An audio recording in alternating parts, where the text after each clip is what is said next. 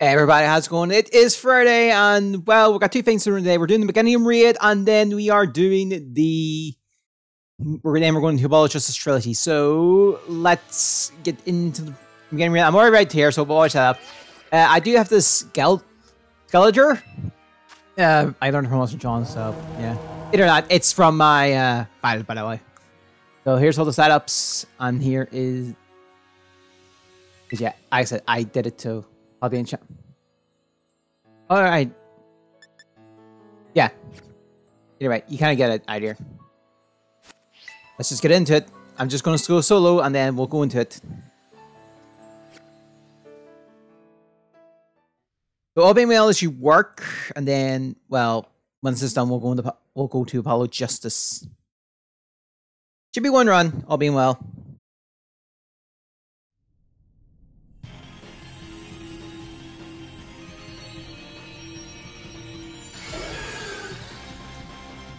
Alright. Also, yeah, this has the unaware ability, not its default ability.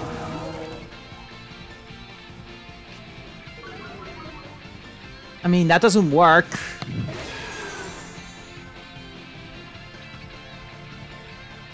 Alright.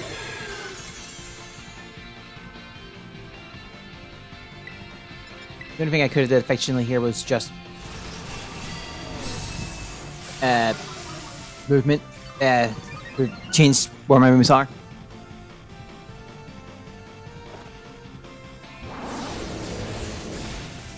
Don't think the Thunder Wave went through. Seat Soar. Oh, it did. Do a second Torch Song.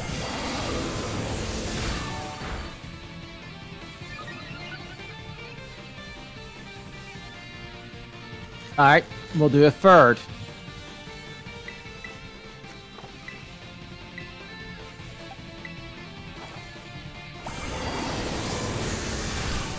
Because it's paralyzed, we do have a debuff. We do have a status problem, so we'll hex.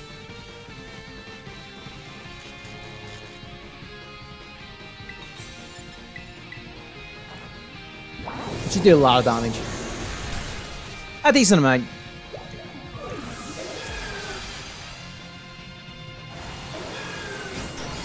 I nailed that send headbutt.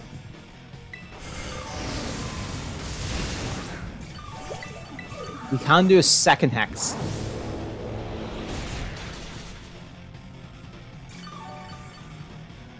That puts us back to full, and then we can start setting our torch songs again.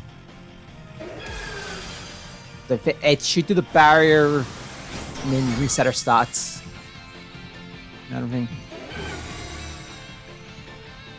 After doing Jason Hope, look at that.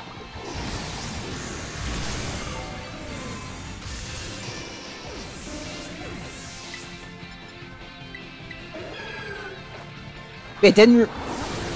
No. Oh yeah, we're next to a castle. Alright. It didn't reset the stats!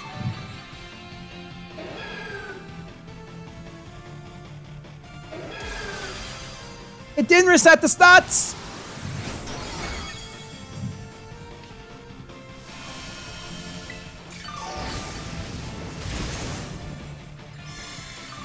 There we go. We will use Protect.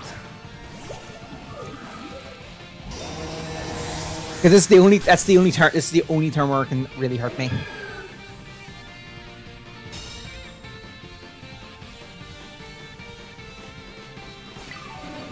think we'll give him Terrasilize now. And then I can alternate between Torch Song and Shadow Ball. No debuffs, no status bumps this time. If Arcanine can nail that flame for burn, we're in business, but I doubt we can.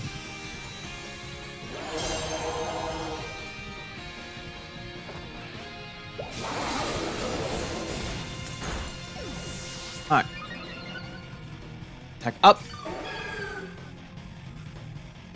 That's our tiny health here from the Shell Bell.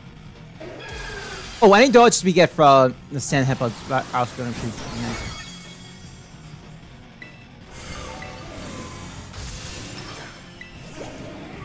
And this grassy terrain to go with it.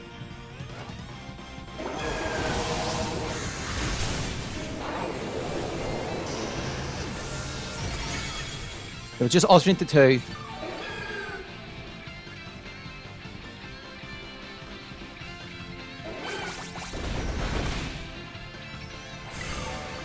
I maybe should not have did that just so preemptively. Because I realized I removed my fire type. And immediately realized what's going to happen. It's just going to probably start spamming Seed Bomb.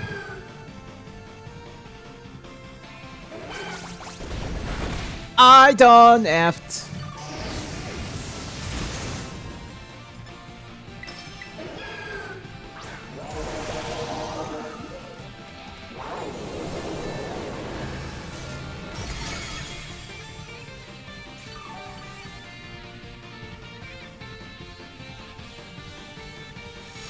Negative effect. Okay. Very much appreciate another Seed Sword. Damn, it didn't heal us this time.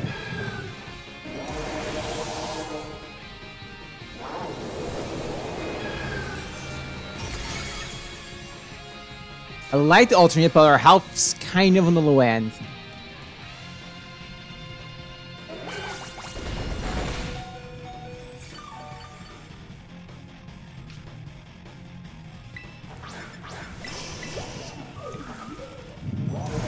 Okay, please get that thing. Also, we're not getting any defense downs.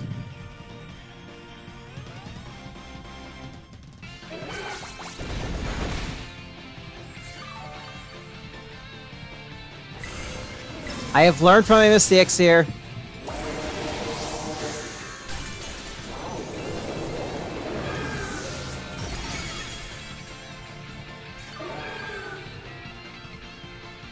I think I'm done. Nope, still alive!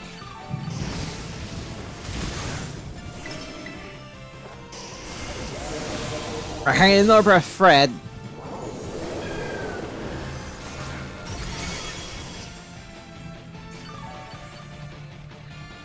Although I think that thread's about to break soon. 14 health!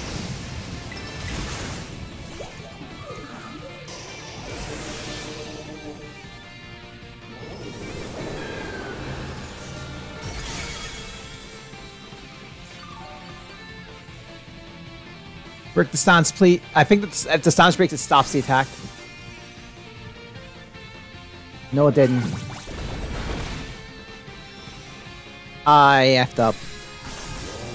Alright, we're gonna fall back. We're gonna try again.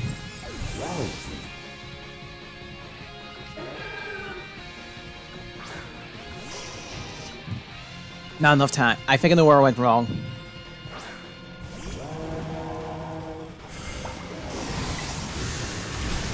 Hang on. Actually, maybe not. We can set up the torch songs quick enough. We might actually have a chance. Never mind.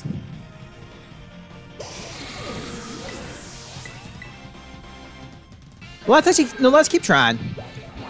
Let's at least see if we can get it.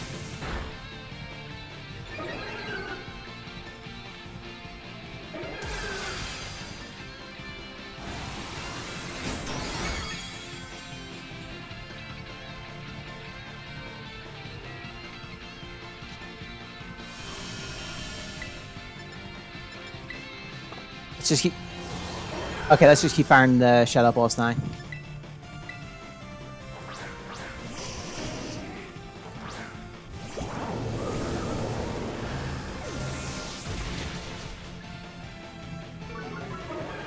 Oh, now we get the special defense down.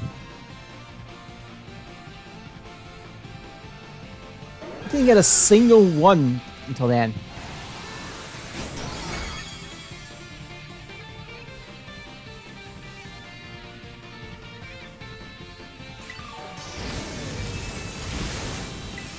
Oh, it's paralyzed. No, we're not gonna do it. I think I messed up because I did not.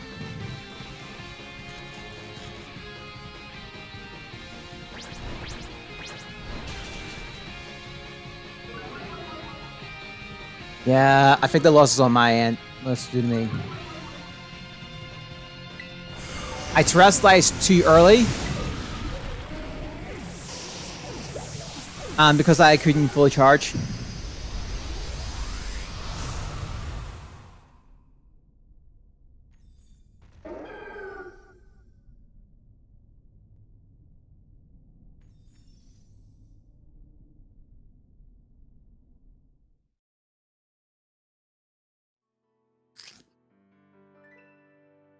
Yeah, I was fine.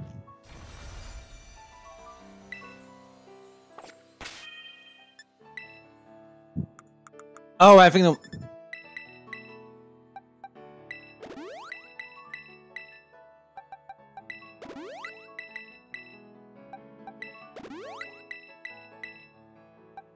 Alright.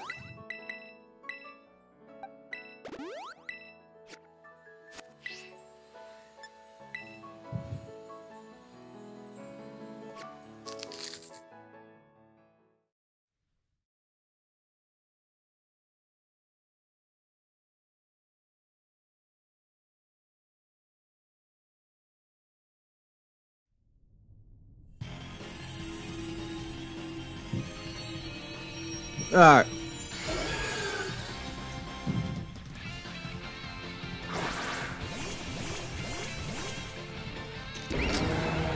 Oh.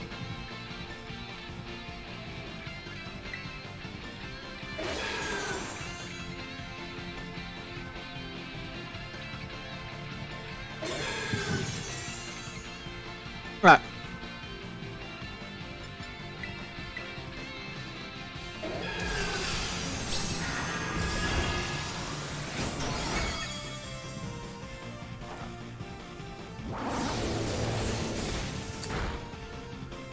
Oh.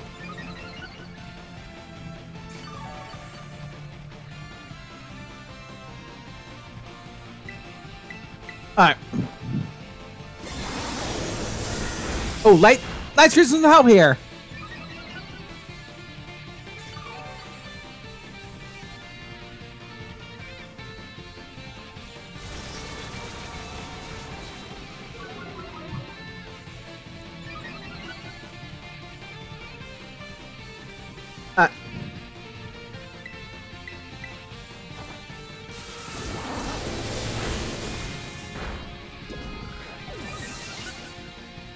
No paralyzes.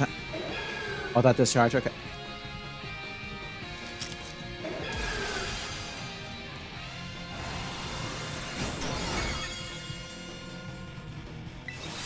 We'll do one more, and then throw Shadow Ball.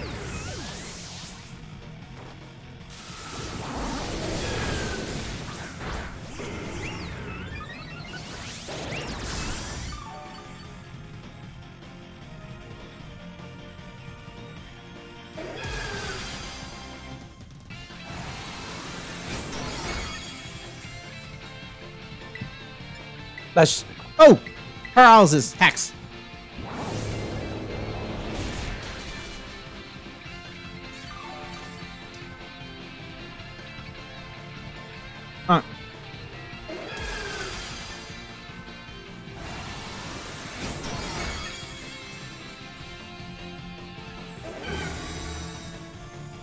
A bear.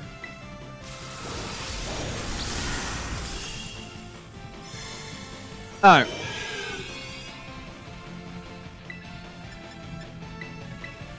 Protect.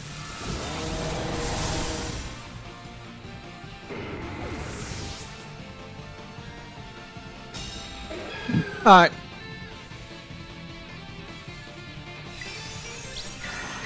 Let's try. So I think we'll alternate between. I think we'll do the alternation.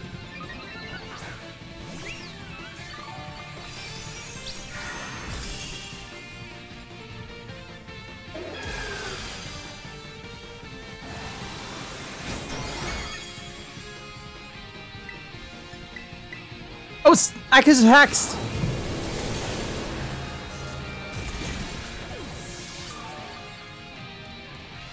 Oh, I only hit one?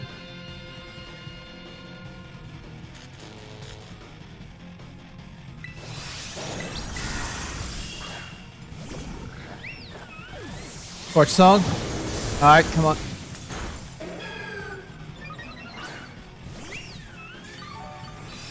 We got another one. We got 4!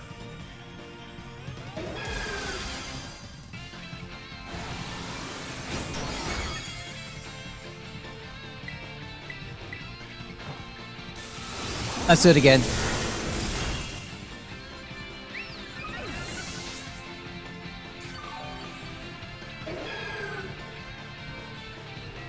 We healed 7.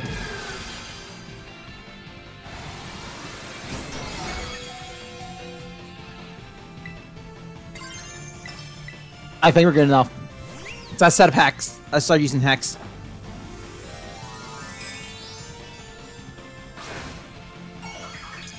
Alright. As long as we don't faint, we're fine.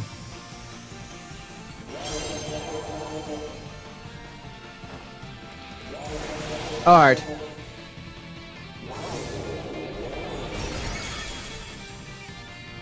How much health did we heal there? Decent amount.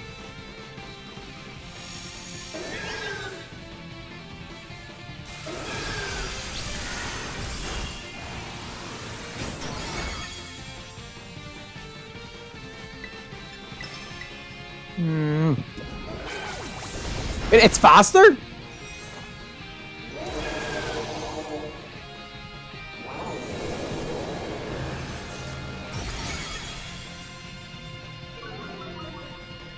Oh, hey, we got the special defense drop this time.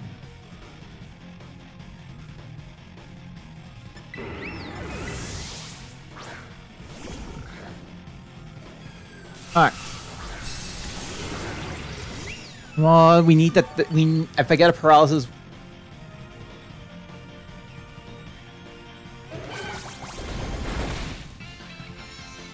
Alright.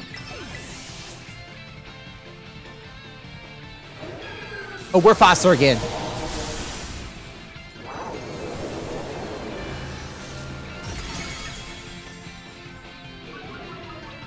Wait, we're getting more special defense drops.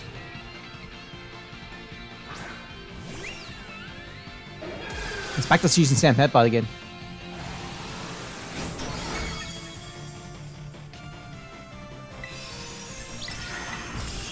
Alright.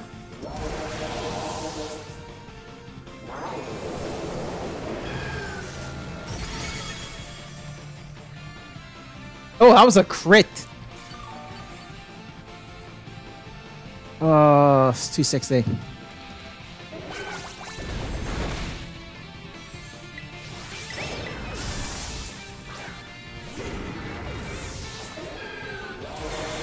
Light stream.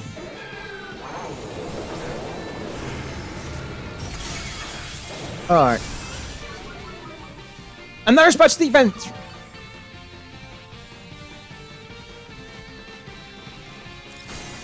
The stance broke.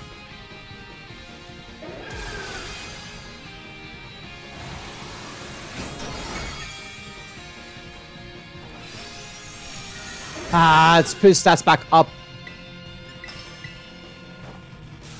Alright.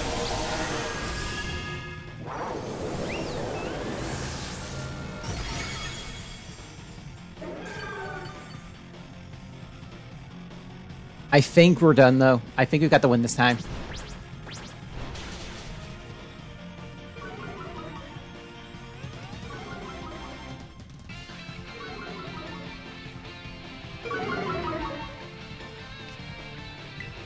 Alright.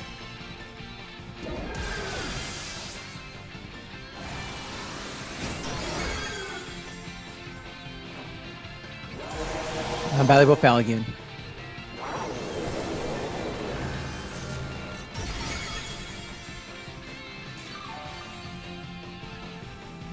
Alright, we're just... Who's faster? Meganian's faster. Alright.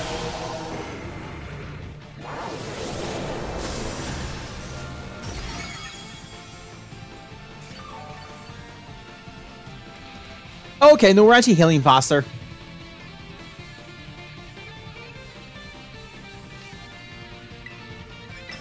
I think we've won now.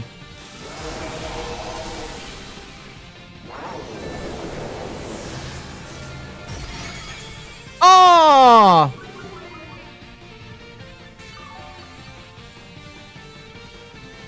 And we're back to full health.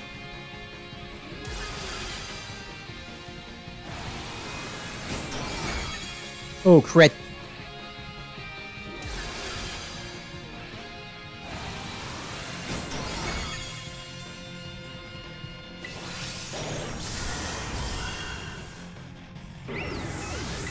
Alright, we've won anyway.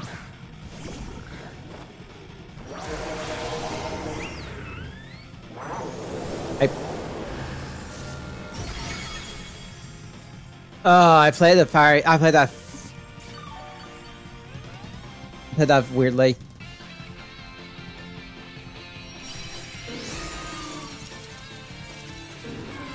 Alright, I'm gonna catch.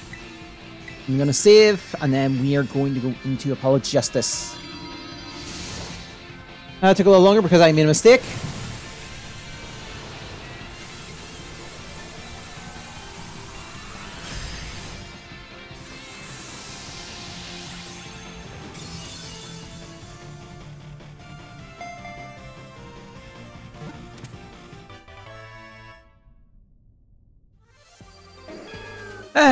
Okay.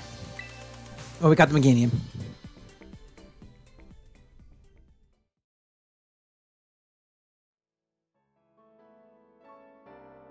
Alright. Could have gone a lot easier, but it's done. Alright. I'm gonna see it. Why did I connect? I already...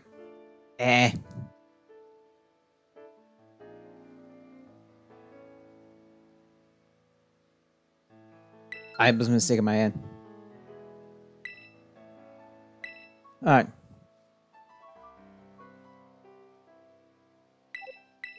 Alright. Okay, look, I'll be back in a bit.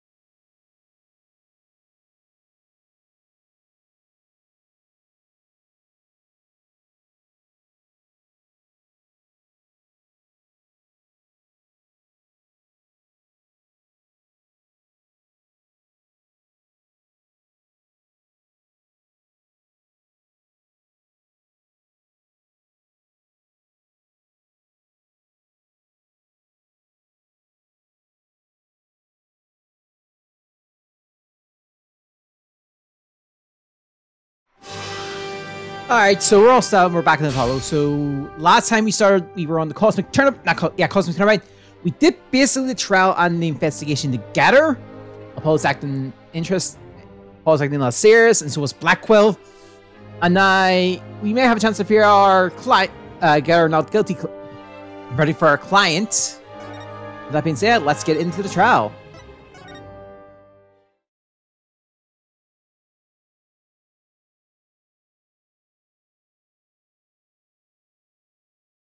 Alright, December 20th, 10:15 a.m. District Court, courtroom number 5.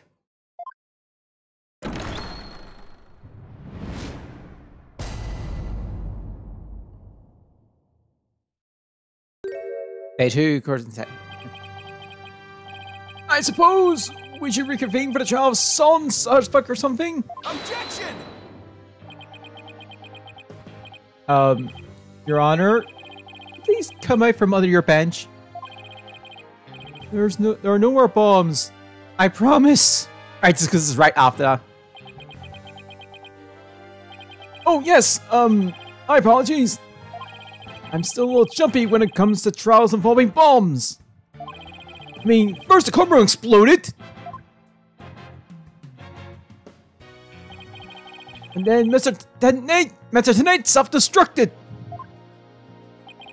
I guess that's one way to describing what happened to Detonate. Anyway, it seems that Mr. Justice was seriously wounded by Mr. Detonate's actions. Hey, Mr. Wright, we'll be taking up the defense. Do you have an understanding of what has happened in the trial so far? Yes, Your Honor. The defense is ready. Very well. Is the prosecution also ready?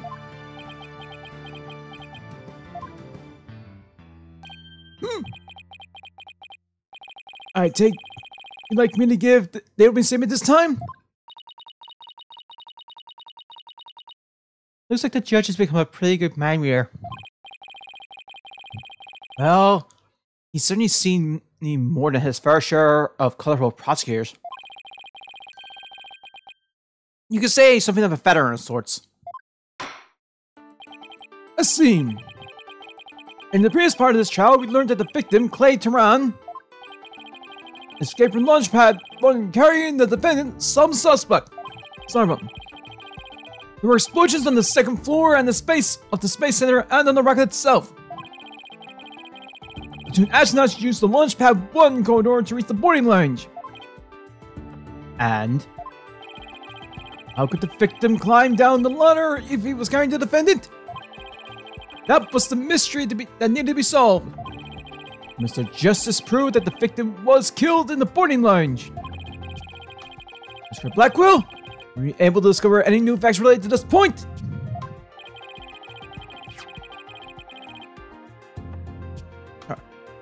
Upon further investigation, we discovered an oxygen tank fragment in the lounge. Surprisingly, it would appear that Justice Stone's argument was correct. That means a testimony that the first two people on the scene are suspect. There were two people who claimed to be the first in the scene. But can we truly trust their statements? Let's see, the two people were Detective Candace Arm and Yuri Cosmos, right? You think that one of them might have given a false statement to the police?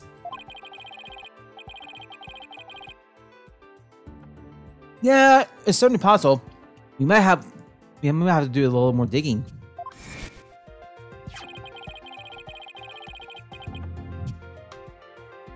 And just as our team was about to cross-examine Detective Arm,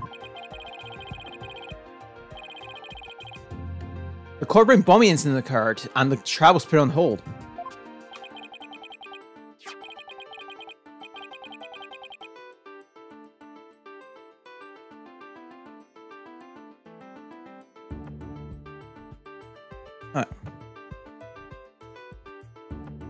The accused fellow,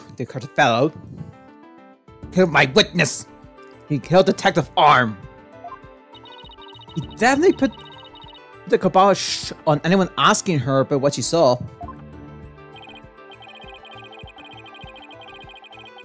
Exactly. In other words, the question of who killed the victim in the boarding lounge, has once again become the main focus of this trial. It's obvious Prosecutor Blackwell still thinks it was Mr. Starbuck. Fulbright said that Blackwell has a thing against the astronaut. Nevertheless,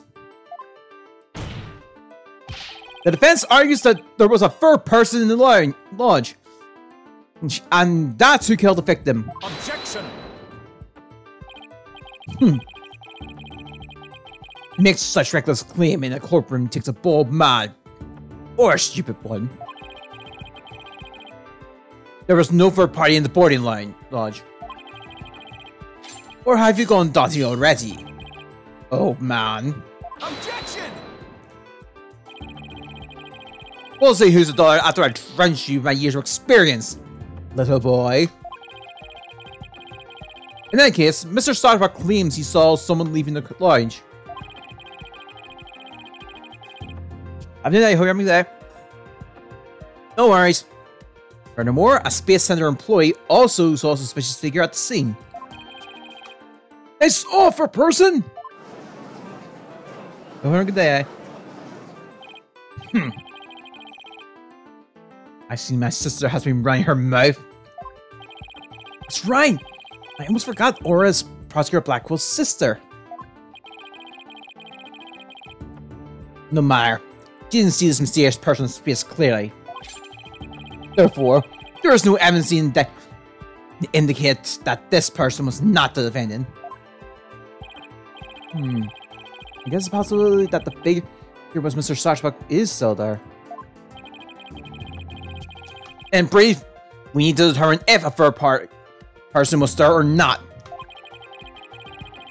To this end, we should hear the testimony of one of the first person on the scene. Sorry. Director Cosmos, huh? Very well, bailiff, please bring the witness to the stand.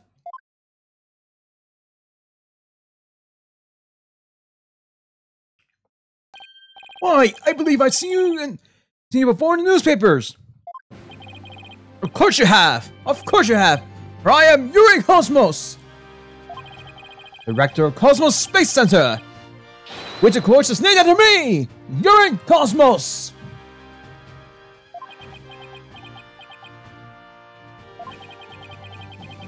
Don't you have anything you wish to ask me?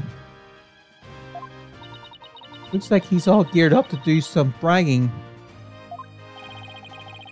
7 years ago, I successfully launched the Hat One and...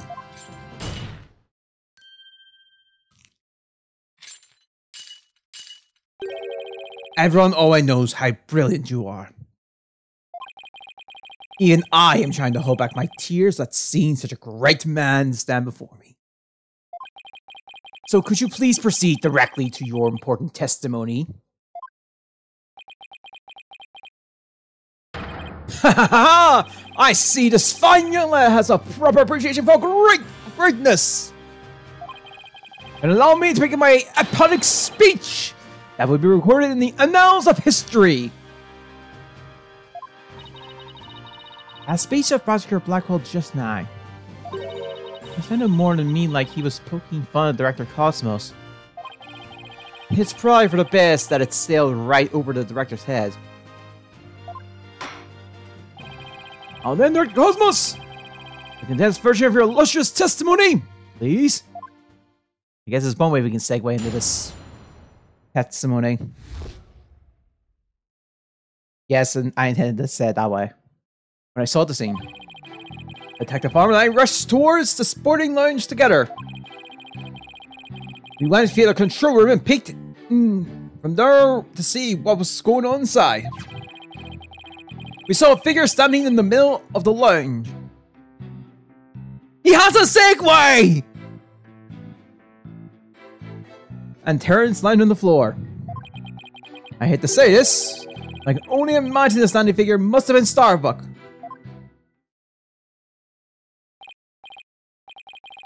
I see. So in your testimony you claim you arrived at the scene after the two had escaped from the launch pad to the lounge?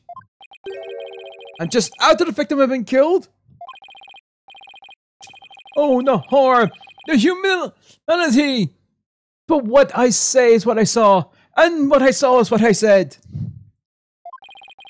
Courageous actions to take in the face of such terrifying explosions, wouldn't you say? To save my men, I am personally into the epicenter of danger. Risking my own life for theirs.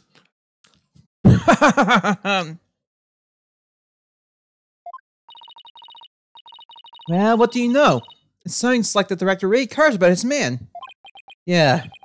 Well, it sounds more like he was scarred and just had a peek from far away.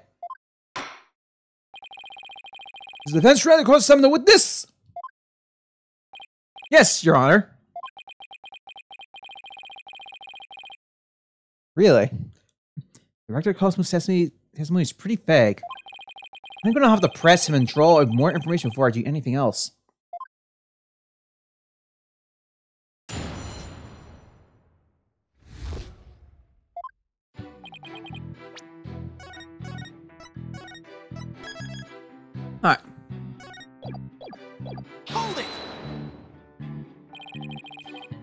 Where were you coming from? The 6th floor! We were making sure any stranglers made their way to the 4th floor.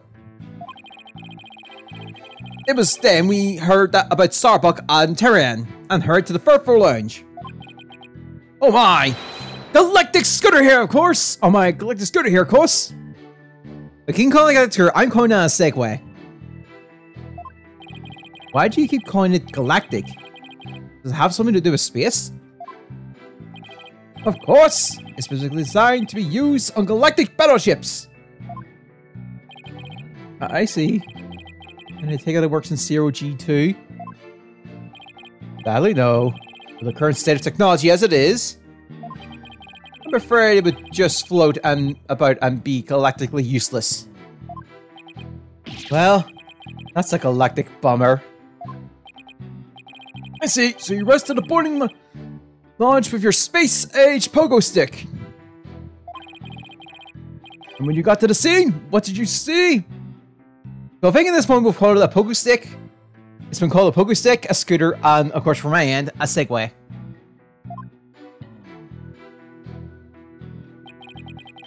Hold it! Let's see. According to this diagram, you didn't have to go through the control room to get to the boarding lounge 1. It looks like you could have gone there from the southern corridor as well. Yes, spinning in her haste, Detective Arm rushed ahead, made towards the control room.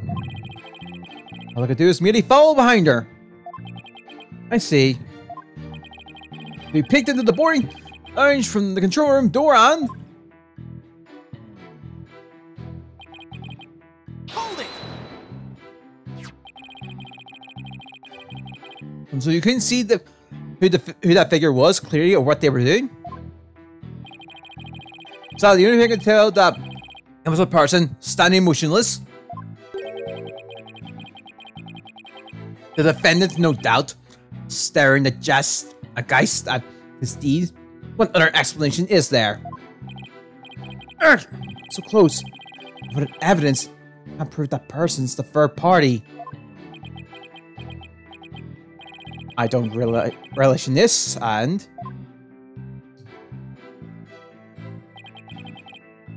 Hold it! Our black hole also saw the suspicious figure in the lounge. But she gave the statement that it was too dark to see the person's face clearly. Did you see this figure's face clearly? No, not clearly. The lighter they were holding illuminated the area around their feet at the time. Other than that, I can see little else. That's why I could see Tehran, but I couldn't see who the other person was. For all you know, it might not have been Mr. Starbuck. Is that correct? I would like to believe that. Starbuck isn't the type of man who's capable of murder. Objection! When the witness entered the boarding lounge, there was no third party there. Isn't that correct? Right, Space Center Director. Yes, that's right. Only Starbuck and Terrain were there at the time. But after we peeked in, the lounge suddenly went dark and the figure vanished. You mean they disappeared? That's odd. Objection! The reason the figure appeared to vanish is because it was the defendant. When the witnesses weren't looking, he fell to the floor and feigned unconsciousness. Hold it! Hold on! Director Cosmos, did you ever take your eyes off the scene? Just for a brief instant. About as long as it takes for a shooting star to go by. If you took your eyes off the scene, then this third person could have escaped during that time! What escape route could this person have used? The direction opposite the control room. The southern door to the elevator.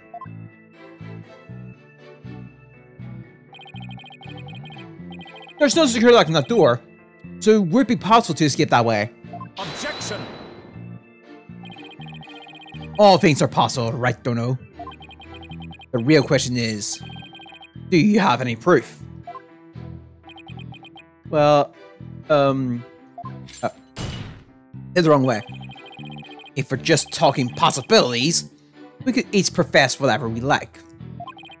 An inmate who used to be a university professor and lunar researcher used to say that there was a kingdom of little green men who live under the surface of the moon. As long as they don't punish us in the name of said moon for what we've done to it. Ah, nice little reference there. But I say, where's your proof that this quint kingdom exists? He's calling your theory a work of fiction, boss. He's right. I don't have any proof yet. Still. The southern door was a possible escape route. I better make note of that.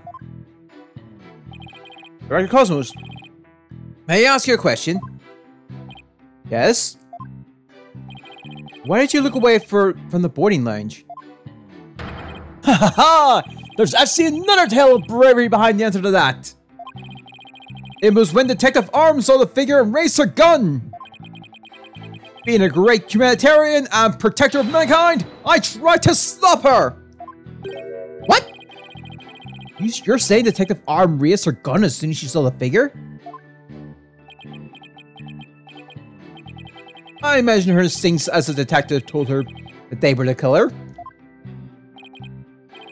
I don't know about that.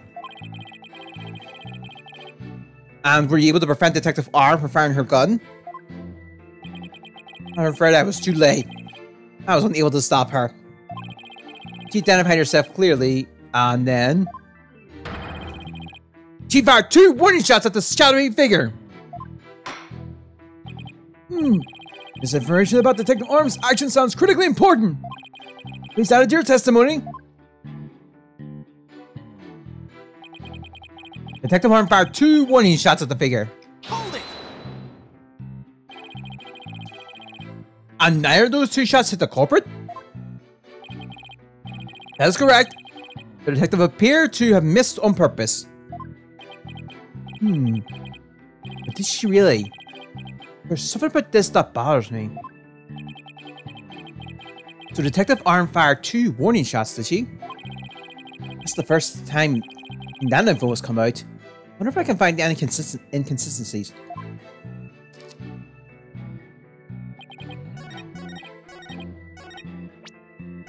Well,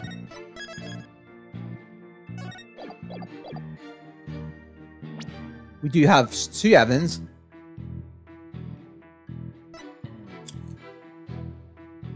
It's one of these 2. Objection! It's one. We found him. Are you sure you were really paying attention to what Detective Arm was doing? You hear my words? Words that will someday be written down in some history books?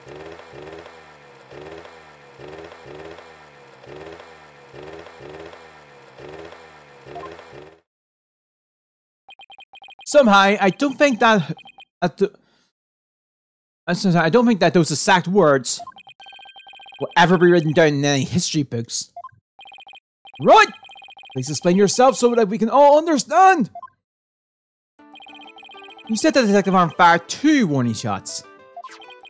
And yet only 1 bullet hole was ever found at the scene. What? Only 1 bullet hole means the gun was fired only once. Sorry, it was only fired once. Yeah, the gun was only fired once. Right. And yet Director Cosmos is saying Detective Arm fired 2 shots. No editor would allow such a glaring contradiction in their history book. Objection! Unfortunately for you, the witness's words are true. We confirmed that 2 shots were fired from Detective Arm's gun. Objection! But there was only 1 bullet hole at the scene. Where did the other bullet hole vanish to? Ah!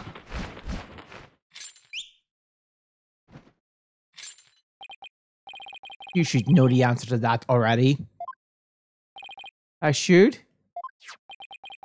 During the previous trial, a certain oxygen tank was presented as evidence. We already discussed that it was ruptured in the lounge, have we not? Well, it appears that the thing that ruptured it was a bullet. A bullet was found near the tank, to be precise. This bullet was fired from a .38 caliber gun, the same caliber as the detective's gun. Oxygen tank has been updated. The victim's oxygen tank was struck by a bullet. The rifling marks also match up. There's no question that the bullet hole was fired from Detective Arm's gun. Bullet from Arm's gun out of the court record. The bullet was found near the victim's oxygen tank. It was fired from a .38 caliber handgun. Rifling marks. They're like a gun fingerprints on a bullet, correct? By studying the marks on a bullet can tell us the gun it was fired from. One of the bullets the detective fired had found its way into the holographic image display. The other bullet came to a stop near the victim's oxygen tank. The evidence confirms the director's statement that the defendant fired the detective fired 2 shots. My beautiful contradiction. Gone. All gone. That bullet hole was fired from a .38 caliber, huh? I better update the record. Bullet hole updated. Only bullet hole found in the one inch. It was made by a bullet fired from a .38 caliber gun. Very good. Now we know the fate of both of the shots Detective Arm fired. That's right. Does that clear up all of your questions? Detective Arm fired 2 warning shots. One hit the holographic display, and the other hit the oxygen tank. Does that really clear up everything? What happened at the scene? I'm gonna say no, it doesn't say. Oh, you move on. No, Your Honor, it doesn't. Detective Arm fired 2 warning shots from a .38 caliber gun. That doesn't explain the existence of a certain piece of evidence found at the scene. A piece that points to the existence of a third person. Oh. Very well. It won't do to keep us waiting, Mr. Wright. What piece of evidence suggests the possibility of a third person at the scene? This random bullet. And what is this metal pellet supposed to be? Just a little something of great importance we found at the crime scene, Your Honor. You found it where? In the floor gutter at the crime scene. It looks like the police and prosecution both missed it. Furthermore, this is from a 10 caliber bullet. Making it much smaller than one of Detective Arm's 38 calibers. And that means... Exactly. One more person must have been there in the lounge. A third person who had a gun that could fire 10 caliber bullets.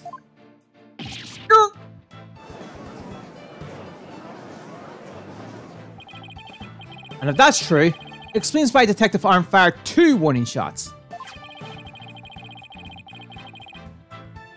This third person fired at Detective Arm and Director Cosmos with their gun. And in return, the detective fired her warning shots. Isn't that how it really went down, Director Cosmos? Ha ha ha! It looks like you've deduced my miraculous tale of survival! Yes, you're absolutely correct! The mysterious person fired upon us! What's this now? What? You never breathed a word of any of this to me before! Ha ha ha!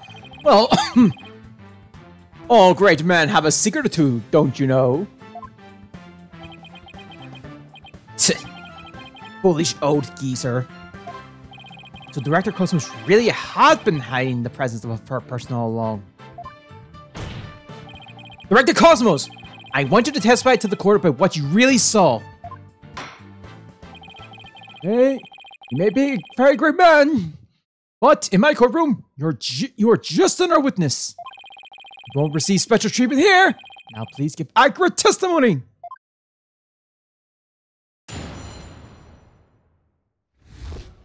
When I really saw that at the scene, Detective Arm and I rushed to the correct room together. In the lounge, we saw a figure standing in the middle of the room with antennas on the floor. We were still in the control room to the east when the figure fired at us. Given that there was no third person in the lounge when the witness entered it, does this mean the person who fired the gun had to have been the defendant? Not necessarily. It's still possible that it was someone else.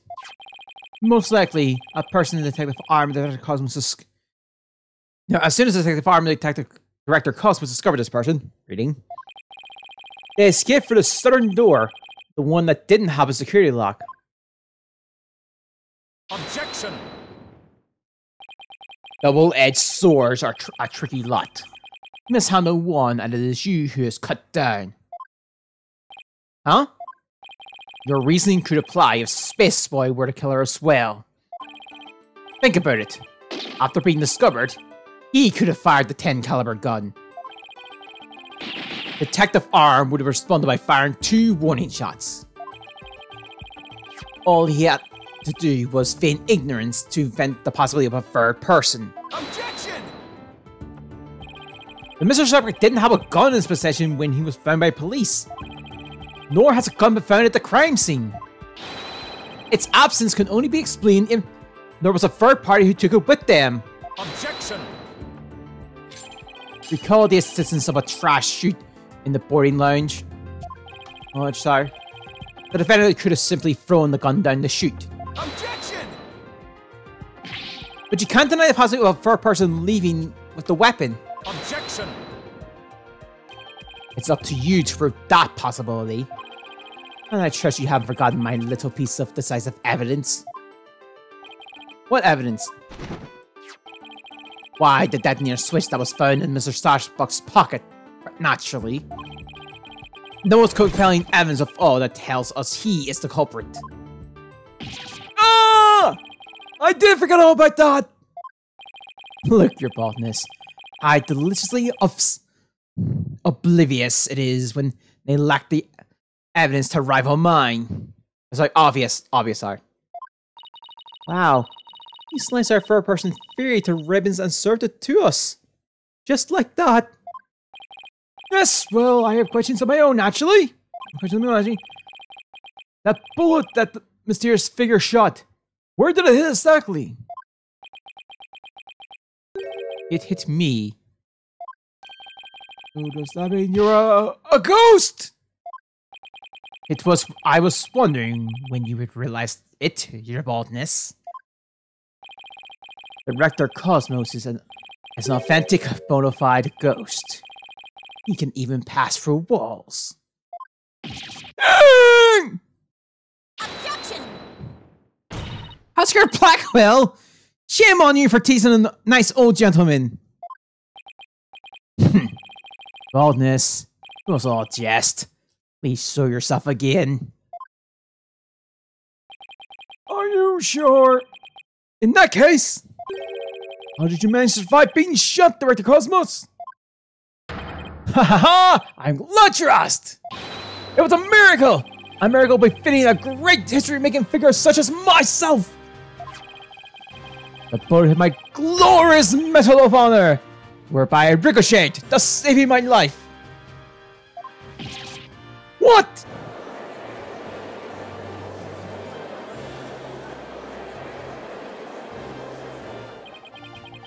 That's unbelievable.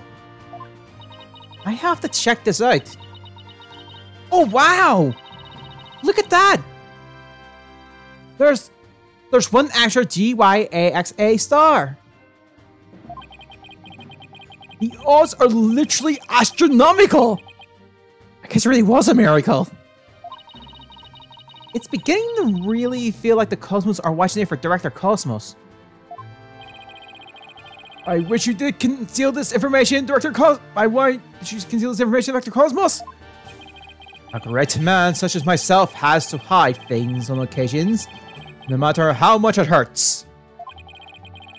Well, you can actually see the bullet hole. The bullet hole there. It is a plight of the truly great. It may be hard for this generation to understand. I don't know. It sounds fishy to me.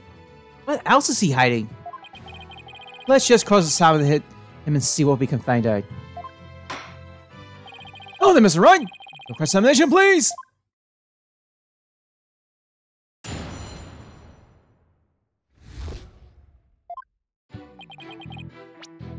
Great. Only three statements to work with.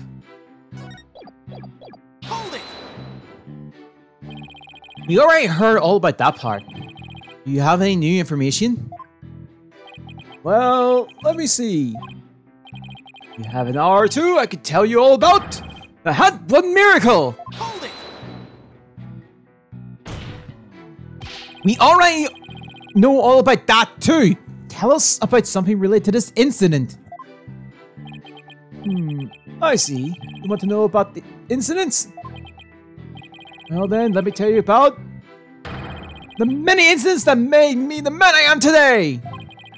Yes, if you have the time, I will tell you all about the upbringings of this great man! Hold it! You told us all about that already as well. What we need now is your testimony. Did I really already tell you all about my upbringings? I don't recall doing so. Rector Cosmos! Perhaps you could save your boastful tales for later. If I must. Well, we picked in through the control room door and... Hold it! But it was so dark, you couldn't see this figure's face. Isn't that right? Yes, the room was as deep and dark as outer space itself. Speaking of outer space, trying to have one launched 7 years ago. If it's about that Hot One Miracle again, you can saw it off and tell it to a stray mutt. Hahaha! Excellent here! No reason why the animal world shouldn't hear my greatness! And so they shall. But first, testimony. What happened next? Hold it! So, in other words, you were fired while you were at the control room door? That was correct! There's something not quite right about that. Director Cosmos, the bullet this person fired hit you, isn't that right? Yes! It was a miracle! A miracle befitting a great history maker figure such as myself. The bullet that the figure hit me while I was in the control room. But as the Cosmos would have it, the bullet bounced on my glorious Medal of Honor. In that case, the bullet should have wound up somewhere around the control room door. Okay. Director Cosmos was in the control room to the east. And while he was there, he was shot by someone with a 10 caliber gun. But the bullet hit his medal. So he was able to escape with his life. He's a very lucky man. No wonder people think he's great. Hey, I'm pretty lucky myself. So if he's a great man, then I'm king of all the cosmos.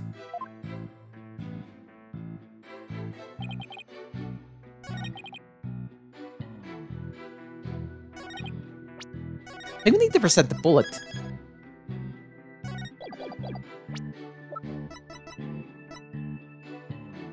Objection! Yep, it was the bullet. Director Cosmos! I believe you are telling this great court a glorious lie. A great man like me? Tell a lie? Have you ever heard of such a thing in all of history? My accusation is based on the position of people who were in the lounge. According to your testimony, you and Detective Arm were near the control room door. And the mysterious figure was standing in the middle of the boarding lodge. If, as you say, the figure fired the gun at you from this position, then the bullet would have traveled in this direction. However, we found the 10 caliber bullet here. Oh! This trajectory and where the bullet was actually found contradict each other. Director Cosmos, where were you really when you were being shot at? Ah! It's spinning! Ladies and gentlemen, I present to you the human merry-go-round. If I remember... Oh, yes. The many spinning jokes. Objection! Don't tell me you've forgotten already. Didn't the witness himself just tell you the bullet hit his metal? Of this, there is no mistake. Objection! But in that case, the bullet should have been found near the east side of the room. Are you trying to say that you can explain this inconsistency? Of course. I didn't think so. What? Oh, great Director Cosmos. Yes? Is there something you'd like me to expound upon? You were in fact not in the control room to the east, were you? You were looking into the lounge from the door to the south. Is that not right? Ah! We're spinning! What are you getting on? Use your own brain. Your head must have some use other than housing the bird nest. Bird's nest? Bird's nest? Why does everyone pick on my hair? Director Cosmos and the detective witnessed the scene from the southern doors. Killer fired them there. And that is why the bullet was found in the south. Ah! That actually makes some sense, actually. Also, the witness being at the southern door is rather favorable for the prosecution. Huh? I've got a bad feeling about this. I bet it, Director. If you don't tell the truth this time... Yikes! It's handcuffs! You will be the first to rust upon my sword. I relish the chance to cut down a great man. Alright, after future, just put your sword away. You're correct. I, the great Yuri Cosmos, was looking into the room from the southern door. What? That's the completely opposite of all the testimony he's given so far. And now you've lost your possibility that the third person was in the room. I have? Hi. The director and the detective were near the southern door. Meaning the killer couldn't have escaped through there. The western door requires print recognition. The door beyond was filled with smoke. The only escape route left was the eastern control room door. But the only way to get through there was with the Director Cosmos' fingerprints. In short, there would be no escape for any third person if there had there been one. Ah! My third person just speared! Like one of Trucy's magic tricks.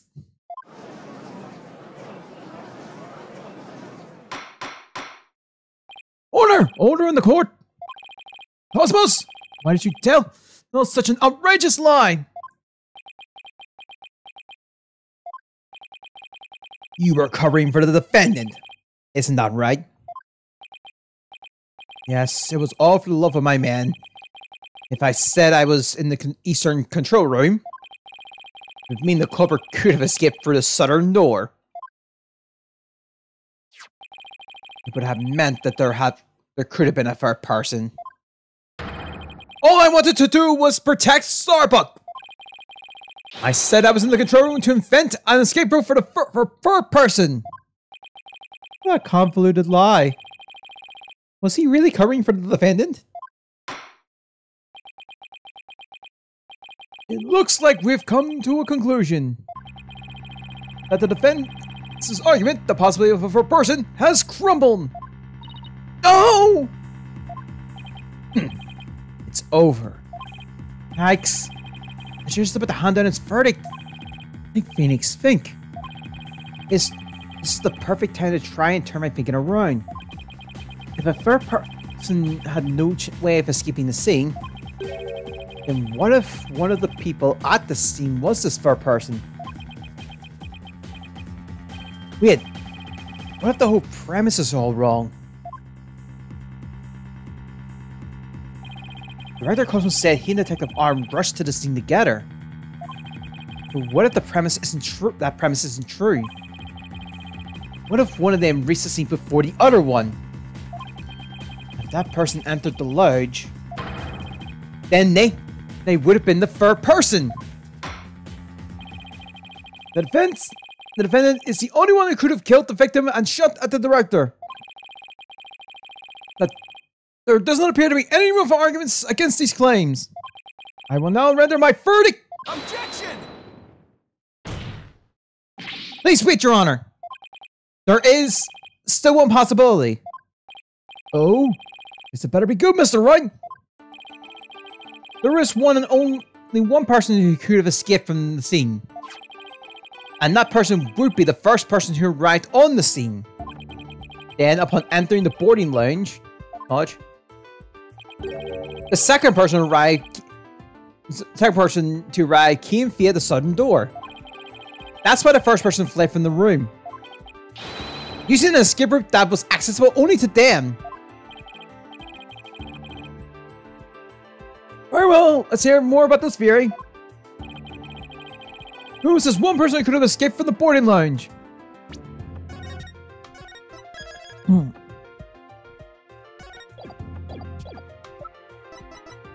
Take that! What? But that's... Mr. Wright, what are you claiming here? Of all the people who were at the scene, only the witness could have escaped. The director is the only one with the authority to open the control room door, after all.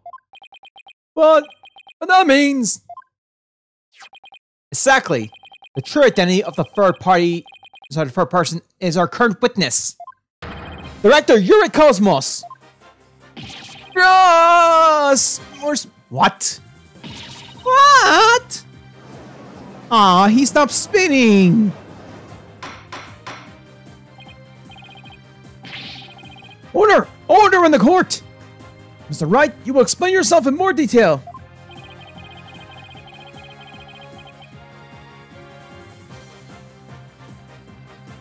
Okay, I asserted that Director Cosmos arrived at the scene before Detective Arm and entered the boarding lounge alone. Detective Arm arrived after that and saw a suspicious figure, who was actually Director Cosmos, standing in the lounge. Okay, and that's why she fired those 2 warning shots. Ah! I've been hit! I've been hit on the starboard side! More spinning! Captain Wright! It's a direct hit on the enemy ship! Nah, sir, a magnificent shot! Warning shots fired from the enemy ship! Prepare to intercept! Osmo! You have told a lie to this court once again! I've been hit! I've been under the port side! The enemy is calling reinforcements! Interrupt the Cosmos Control Center. Requesting permission to ask that you return to reality. No! I'm enjoying the spinning. Ah, my ship will not go down to anything less than the ultimate weapon of evidence. Objection! But I do have evidence, in fact. You could say that your battleship bears a scar. If Director Cosmos is a third person or a Blackwell Saul, this third person fired the Detective Arm and Director Cosmos with their gun. In return, the detective fired her warning shots. Isn't that how I really went down, Director Cosmos? Ha ha ha! It looks like you deduced my miracles. Tell us our file. Yes, you're absolutely correct. The mysterious person fired upon us. Director Cosmos must have been the one who fired the 10 caliber gun. When the detective arm discovered him at the lounge, it only makes sense that he would have turned a shot at her. Therefore, evidence on the director's body is of a different kind of relevance than before.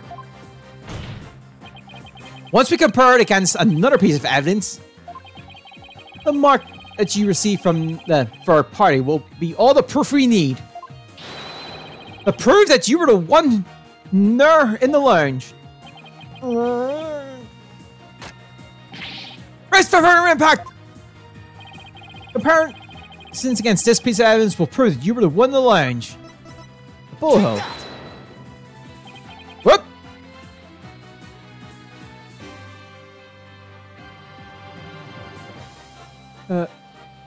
We'll take this one.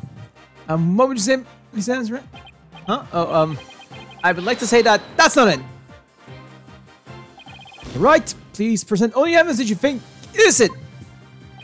I guess that really wasn't it. I am sure the first person was Director Cosmos. Take that! I jumped the gun on that one.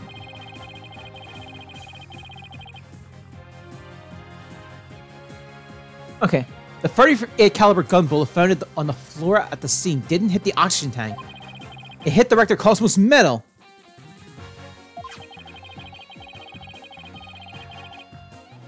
Okay. If we have this ricochet mark on the metal analyzed, I'm sure the caliber will match up. And if that mark proves to be from a 38 caliber bullet, it will prove that you are the third person we've been looking for. The bridge is destroyed! Losing altitude! All hands abandon ship! If that's true, then what about the bullet that hit the oxygen tank? It was the 10 caliber bullet. In other words, it was the bullet fired by Yuri Cosmos. It's not right, Director! No! You've got it all wrong! What? The engines have started again? It's a miracle! I'm not going down yet! Witness! Stop this at once and confess the truth! Confess the truth!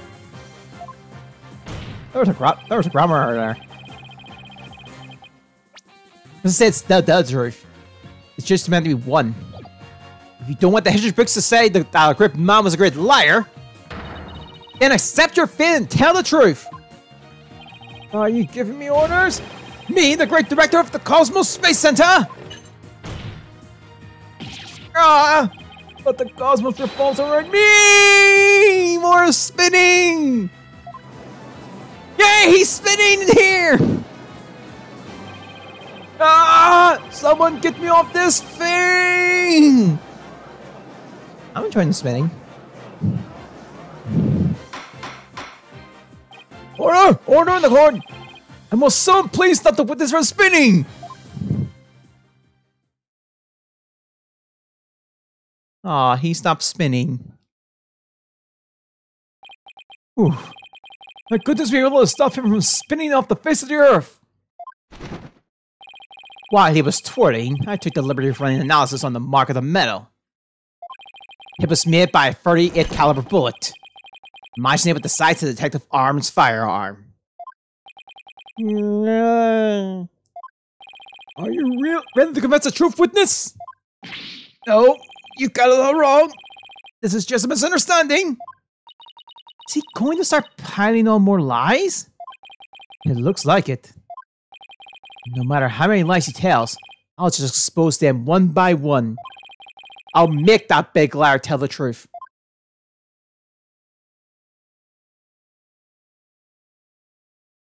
And yeah, we will keep going.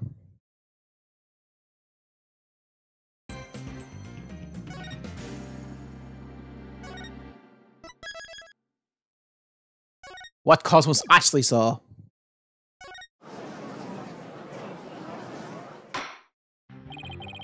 Director Cosmos, a new possibility has been presented by the defense.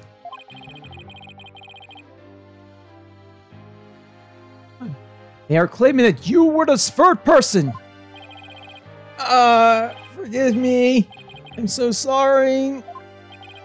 So the great pioneer of space development is revealed to be just another fabric's cur.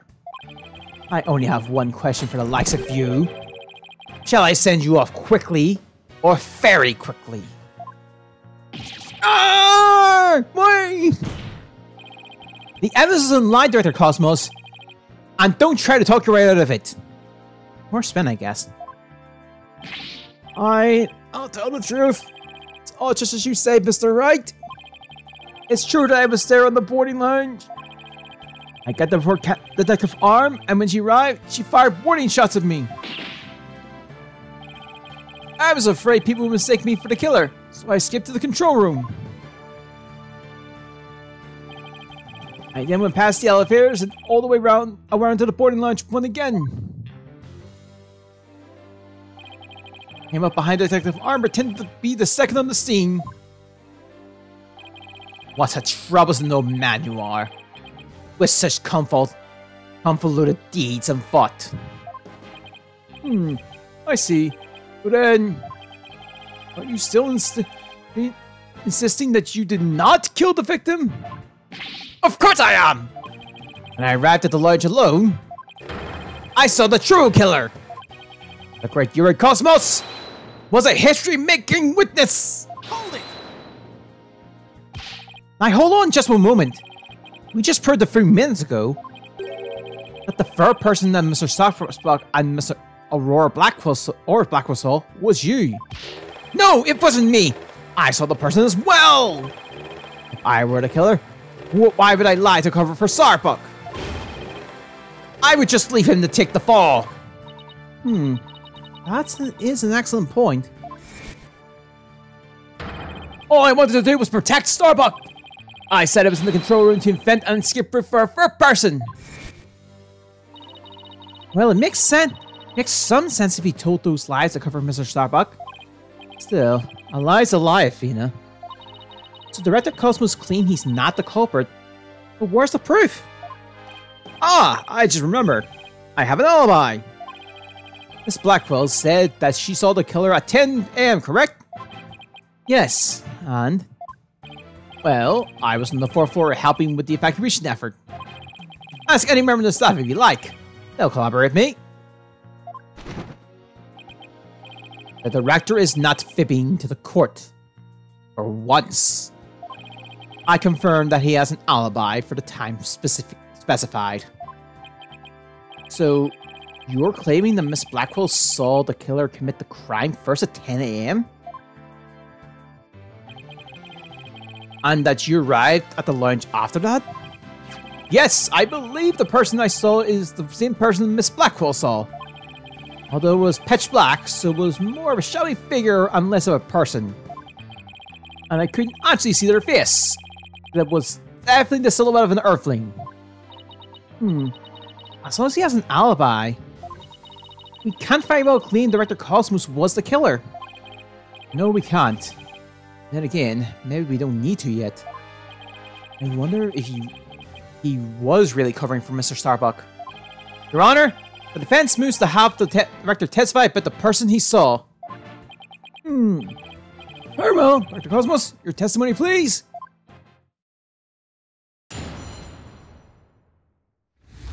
What I really witnessed. As I tried to enter the lounge, the killer inside fired a gun at me. I hid to avoid getting shot. But when I tried to get another look, they had vanished into thin air. I was near the elevator side door and, well, the launch pad 1 door. And the control room door should have been shut tight to the killer. So you were shot by the killer as well? And then they disappeared? Yes, so luckily, no harm came to my glorious body! Unfortunately, the bullet hit Terrain's oxygen tank. I know because I heard a pang! That must have been the sound of the tank being ruptured. Wait! I thought the bullet hit his medal. That was Detective Arm's bullet, remember? Right. What a mess this is turning into. Let's see. Director Cosmos is claiming that when he found Mr. Terrain and his killer, the culprit shot a 10 caliber bullet at him. Right. But it was actually hit Mr. Terrain's oxygen tank and ruptured it. And then the killer disappeared and the director went into the boarding lounge? When Detective Arm caught up and fired those warning shots at him, judging by his medal, it looks like one of them almost took him out too. Good summary. But that doesn't explain where our mystery killer went. Director Cosmos! I was wondering if you could elaborate on when the shadowy figure disappeared. I'm ashamed to admit I tried to hide myself when I was shot at, but when I picked back at the lounge, the real killer was gone. I rushed into the lounge straight away to investigate. But what I found was Terrence with a knife in his chest and Starbuck out cold on the floor. We have a culprit who vanished from the scene that had no escape route. Vanished without a trace. It's truly like one of the great mysteries of the cosmos. Silence. A riddle of the ages indeed. But I rather know how a fibbing leech such as you can be allowed to get great. A great man is always misunderstood in his own time. But he must remain true to himself even if those around him don't understand. Wow. That might be the first true statement he said all day. But how do you suppose this person managed to vanish so suddenly? Simple. Because it was Space Boy himself. When he was spotted by the director and Aura, he quickly feigned unconsciousness. That would certainly take all the mystery out of the idea of a vanishing culprit. I want to raise an objection. I don't have any counter evidence. Director Cosmos, when you saw this person, did you also see Mr. Starbuck on the floor? No, because it was as dark as a black hole in there. I didn't see Starbuck until the other person vanished and I entered the room. That wasn't exactly helpful. I'm prepared to accept your surrender, right, Dono? I can't find any holes in this testimony, but I can't give up. Mr. Wright, why don't you let me help? Huh? While the director was giving his testimony, I detect a catacomb of discord. Which means he's hiding his true feelings from us, huh? This just might help us find out what happened to our vanished killer. That'd be great, Athena. Let's see what you can do with him. You got it, boss! I wouldn't want to miss this chance to delve into a great mind. You're Cosmos? Prepare to hand over the secrets of your heart to me!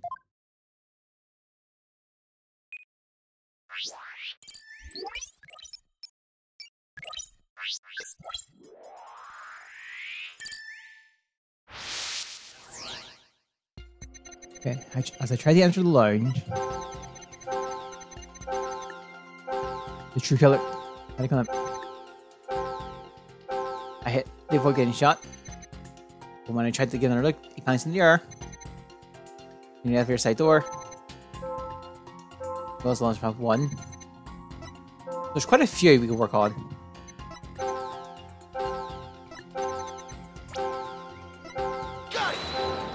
Nuts.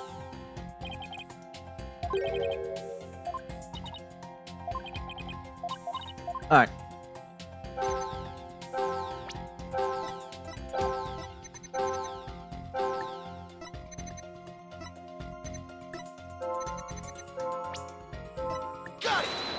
There's a moment of sadness at the launchpad 1 door. Correct me if I'm wrong, but you seem to be afraid of the launchpad door. The great Yuri Cosmos of pain! And what basis do you have for that outlandish accusation? Whether I have any basis or not, you seem quite distressed, bad. I'm most certainly not. Director Cosmos! There's something about the launch pad door you're not telling us, isn't there? Ah! Well, he's speechless. Looks like you hit the nail on the head, boss. Well, I mean, he's speechless because he's spinning. It's working, boss. One more punch and then it'll be a knockout. There seems to be one more motion that's also his testimony. Go get him! Okay. Back to the Matrix it is. And to pinpoint our way to victory.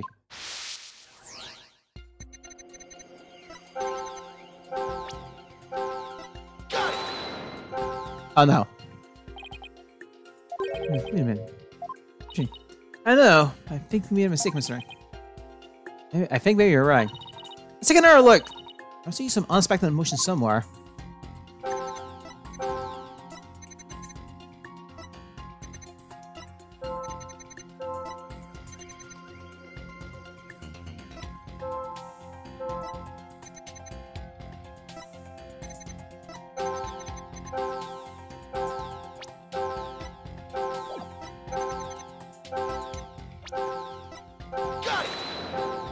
Nope. Okay.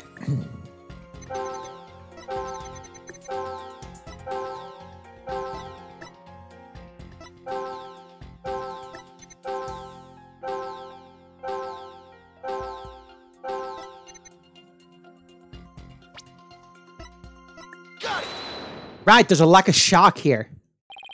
You must have thought it was very strange that the killer vanished into the thin air. That kind of thing just doesn't happen usually. And yet, at the time, you barely registered any shock at the occurrence. What? Why are you... I can only think of one reason as to why you weren't surprised by the killer's vanishing act. You must have had a good idea of where they went, isn't that right? What? No, of course not. That's preposterous. Only I can enter the control room. And the area beyond the launch pad door was filled with smoke, making it impossible. As for the southern door, I was standing right there. So there was nowhere for the killer to run to.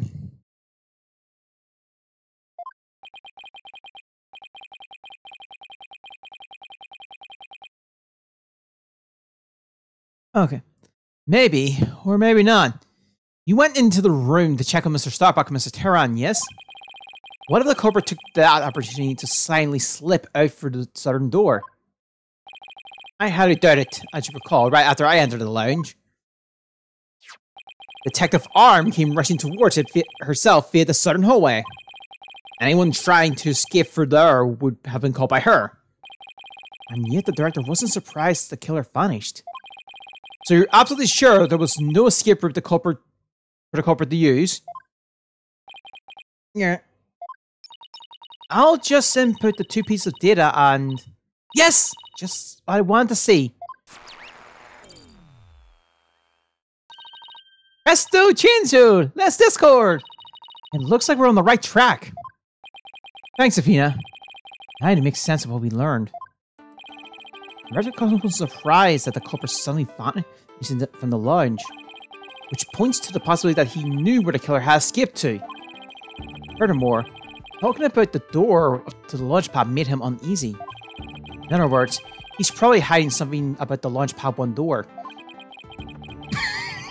When we put those 2 pieces together, only one solution to this puzzle comes to mind.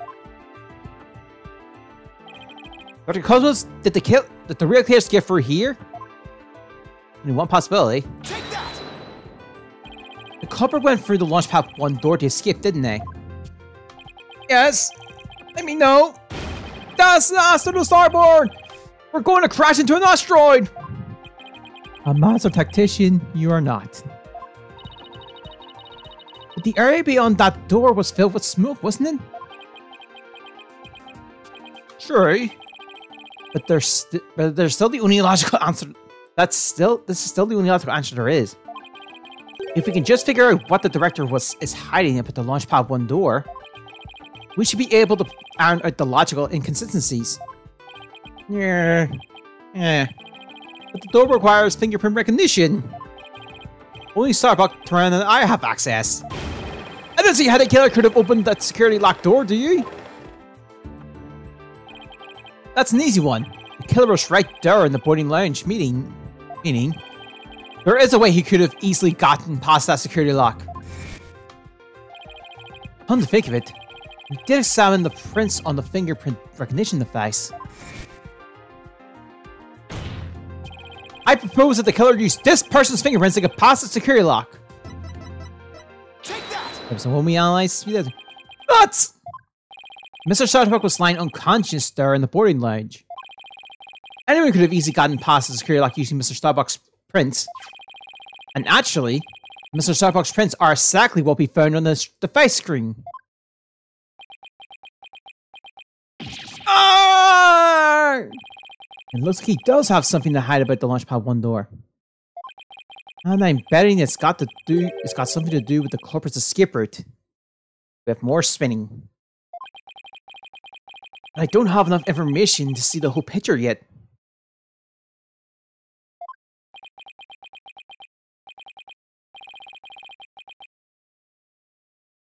Okay. You know, something just occurred to me. Would you like to hear it? Huh? Oh, yes, by all means. There's a security camera in the boarding lounge 1, right? The one that's recorded the victim and the defendant? What about Your Honor? What about it, Your Honor? Sorry. If the true culprit escaped into the Launchpad 1 corridor, then not by me recording the security footage as well. Then the mystery will be solved. What do you think of my logic?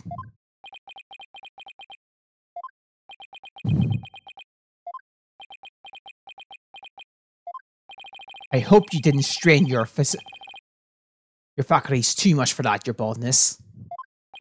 I beg your pardon? Look, if we play the security footage beyond this point...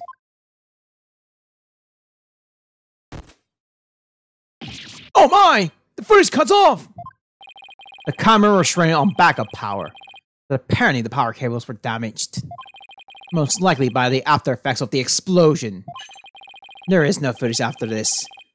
Be it of criminal or space aliens. I thought it was such a good idea too. Just because your grandchild is watching from the gallery, it doesn't mean you should try to show off too much. Grandpa Boldness. Oscar Blackwell! How'd you know about my grandchild? I think his grandchild just learned a little about the harshness of the adult world. Setting aside the issue of grandchildren, I'd like to have the witness continue. Dr. Cosmos, could you tell us more about when you entered the lounge? If I must.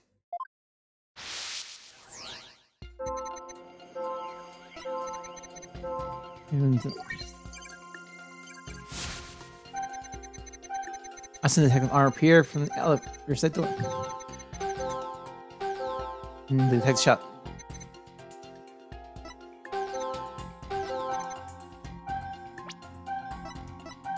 I shock. Director Cosmos, why were you so surprised when Detective Arm found you on a game when she fired? Isn't that a bit unnatural?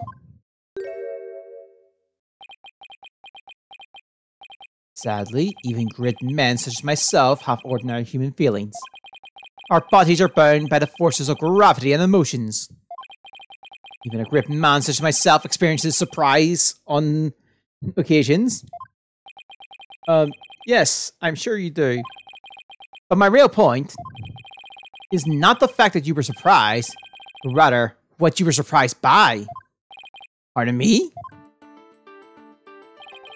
First, you were surprised when Detective Arm found you in the lounge. And just after that, you were, of course, again surprised when she shot at you. But considering what you were surprised about, a strange phenomenon occurs here. Director Cosmos? What's strange about your surprise reaction is the fact that you were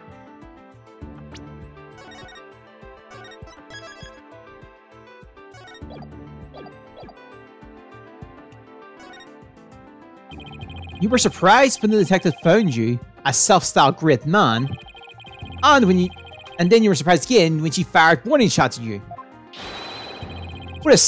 Why would such a self-professed great man such as yourself be surprised by such things? It is my duty to lead the human race into the future. My life is put in danger. It is also my duty to be surprised and take precautions to save my life.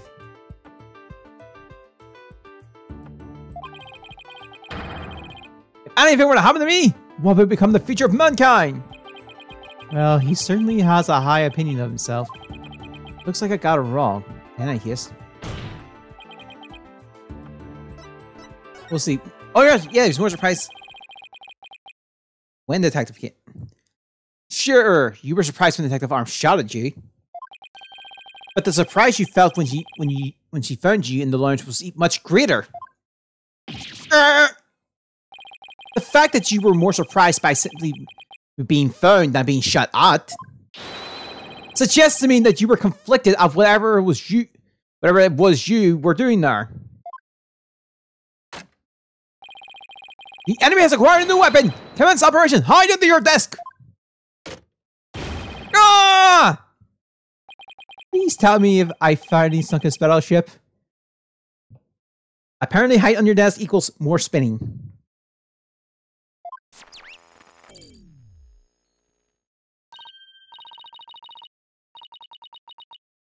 Okay, boss, I'm getting less escort now. That must mean he really is hiding something about that launch pad door. And whatever he's hiding most likely has something to do with the killer's escape.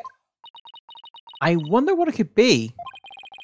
If he was doing something suspicious around that door, maybe we can spot some changes before he came into the room and after. Detective Fulbright gave us a photo taken after the crime. Let's run a comparison. Let's see. This is the footage at the door before Detective Coulson's arrived. And this is the door. This is how the door looked after the director entered the lodge. Hey, look at that! There is a change. Something's definitely different. Director Cosmos! What is it? What have you two been up to over there? Finding the answer to what you were doing when Detective Arm found you. That's what. And the answer lies clearly in this footage. All we have to do is compare it to the photo that was taken during the investigation. Don't be ridiculous! If you really do have an answer, you'd have pointed it out already. He's asking for it. This is what changed directly after the incident. The knob! Right next to the door. Take that! The answer is this knob. Ah! Nuts! Your Honor, please take a look at this footage. Let's see. Take a look at the knob next to the launch pad door. As you can see, it's horizontal. Yes, it is, isn't it? However, when we investigate the scene of the crime yesterday, the knob was vertical. And what does that mean? It means that sometime before the director arrived and after, someone turned this knob. Ah! After the scene was discovered, you were the only one who could have turned the knob. Come on now, Director Cosmos. Let's hear what you have to say. What were you trying to do by turning that knob by the door? Fine, I admit it. Alright, I did turn that knob. That knob was a safe lock meant to keep the launch pad in place. I was afraid there would be more explosions.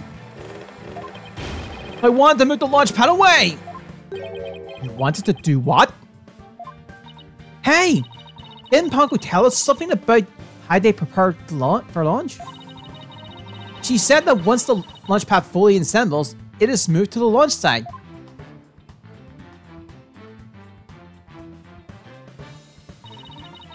But the safety lock in the boarding launch has to be disengaged first. I guess that clears up what that knob is for. Oh! So the killer escaped into Launch Pad 1's corridor. Maybe they were transported along with the launch pad to the launch site. I don't think so. The Launch Pad 1 corridor was filled with smoke. I don't think they could have escaped through that corridor. So then, where did the killer escape to?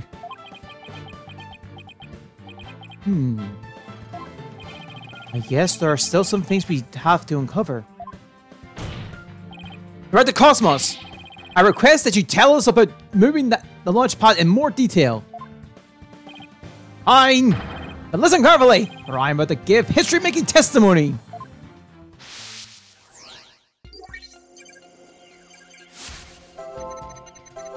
And no choice but to disengage the safety lock. I feared there might be more explosions. I had to cut the launch pad loose. Launch pad. But the area was a sea of smoke. Confounded, where on earth could they have gone? Got it. Oh, no. I jumped the gun on that one.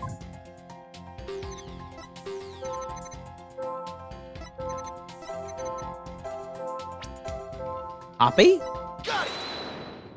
There was happiness here? I had no choice but to disengage the safety lock. You make it sound like you were reluctant to do so.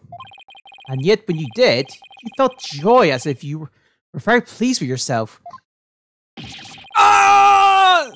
How did you do it? How did you do it? I do everything as if you were there. Pretty impressive, isn't it? This is the power of analytical psychology. So, Kurt explained why you felt joy when you disengaged the safety lock.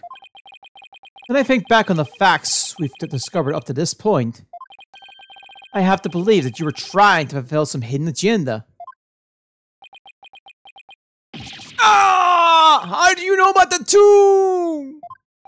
Because I'm more or less a pro at guessing. But I think Cosmos is a pro at spinning.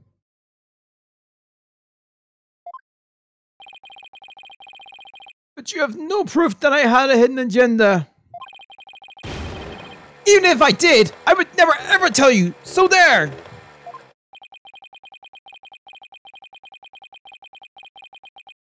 I know they say people regress as they grow older, but you, sir, take the kick.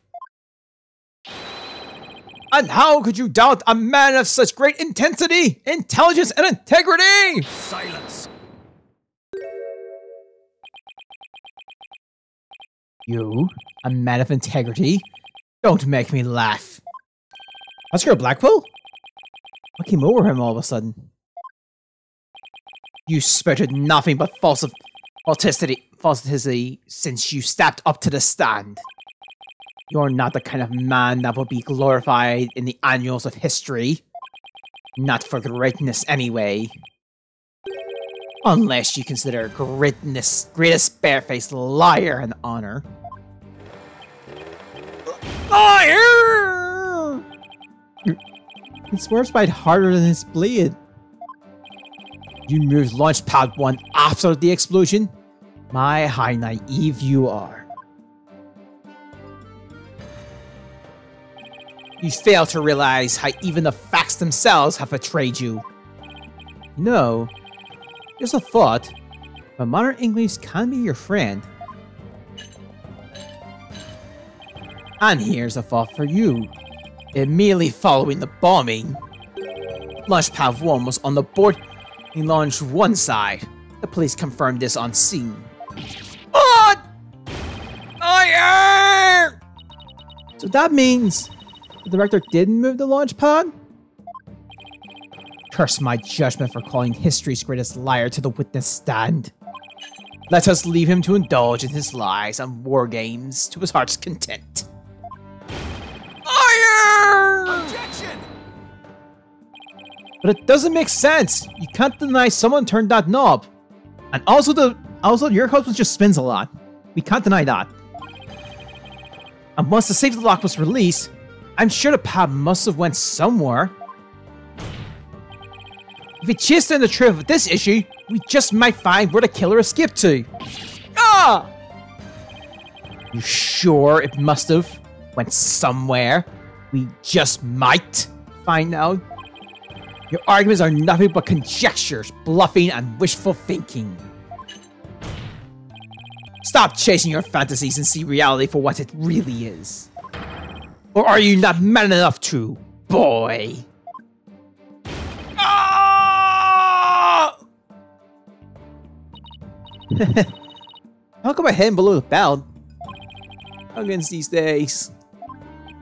I don't understand it. I'm sure Director Cosmos must have moved the launch pad. The knob was definitely turned after he came to the lounge. But the launch pad is right where it's supposed to be. Wait a minute. Maybe I have it backwards. What if the director turned the knob not to move the launch pad away, but to bring it back to where it was supposed to be?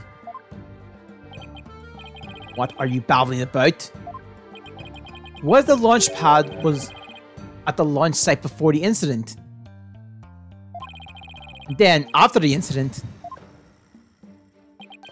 Director Cosmos moved it back to its usual spot. All he had to do was turn the knob to call the launch pad back. And it would be right where the police found it. Ah!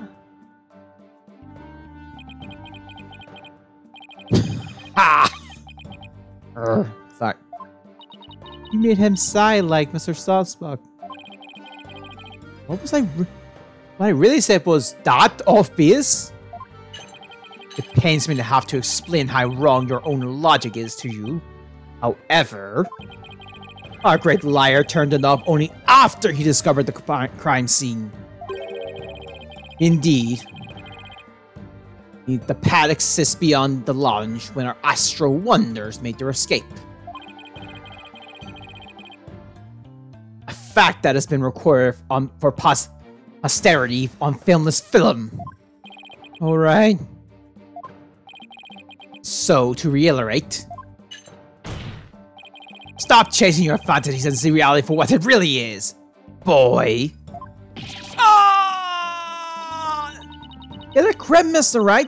I'm focused. We know the launch pad must have been moved.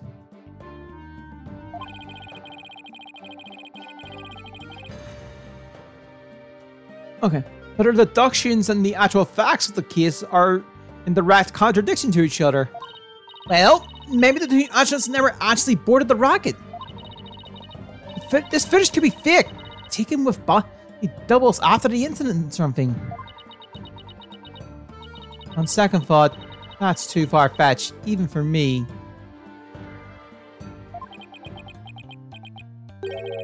Never actually boarded the rocket. Hey, wait a minute. Maybe, just maybe. Huh?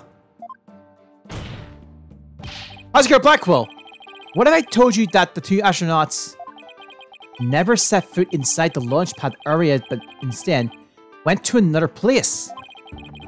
And what if the director moved the launch pad on back? It was not from the launch site, but from another place. What would you say? Cut to the accident. The existential bull, or I'll cut you. Right. You'll explain yourself at once. No, I'm right. It was all the other way around from the beginning. Very well, Your Honor. Let me explain. Director Combs' reason for removing the launch pad one was... Which one? Because he wanted to switch it with some other place. I'm sorry, but did you say switch it? Well, why could he possibly have switched with the launch pad with? Oh, you'd be surprised, Your Honor. All it takes is a little thinking outside the box, and the answer becomes clear as day. This is what was switched with Launchpad 1. Take that! Launchpad 1 was switched with the Space Museum. In the past, the Space Museum used to be Launchpad 2. It has all the same features as Launchpad 1, and can even be moved to the launch site. Meaning the Space Museum and Launch Pad 1 can also be switched with each other. You can't mean! The rocket the astronauts were running was not the one on Launch Pad 1. It was the one in the Space Museum. What? Oh, the dash! And yet, it's the only explanation that accounts for each riddle and inconsistency. This is how the Space Center was just before the incident. See, I see Launch Pad 1 and the Space Museum have already switched places! That's right. But the two switches like this, the astronauts enter the Space Museum from boarding lounge 1, thus allowing the Trilogy to enter Launch Pad 1 from boarding lounge 2, and set the bomb on the rocket. Come to think of it, door to Space Museum 2 from boarding lounge 2. Welcome, welcome. The Space Museum is open to the public every day of the year from 9 AM to 7 PM. Exactly. Anyone could pass through the door to the Space Museum. There's no fingerprint recognition system on that door. In other words, with the two launch pads switched like that, someone other than Mr. Starpark could have easily planted that bomb. Ah! After setting the bomb on the rocket, the culprit snuck into boarding lounge 1 and waited there, concealed, in order to kill Mr. Terrain and when the two astronauts emerged from the Space Museum. We call him Miss Blackwell, and Mr. Starbuck and the director all saw a suspicious figure, who, which we suppose, after killing Mr. Terrain, made their escape into the Space Museum. After that, the director Cosmos switched the two launch pads back, without realizing the killer was inside the Space Museum.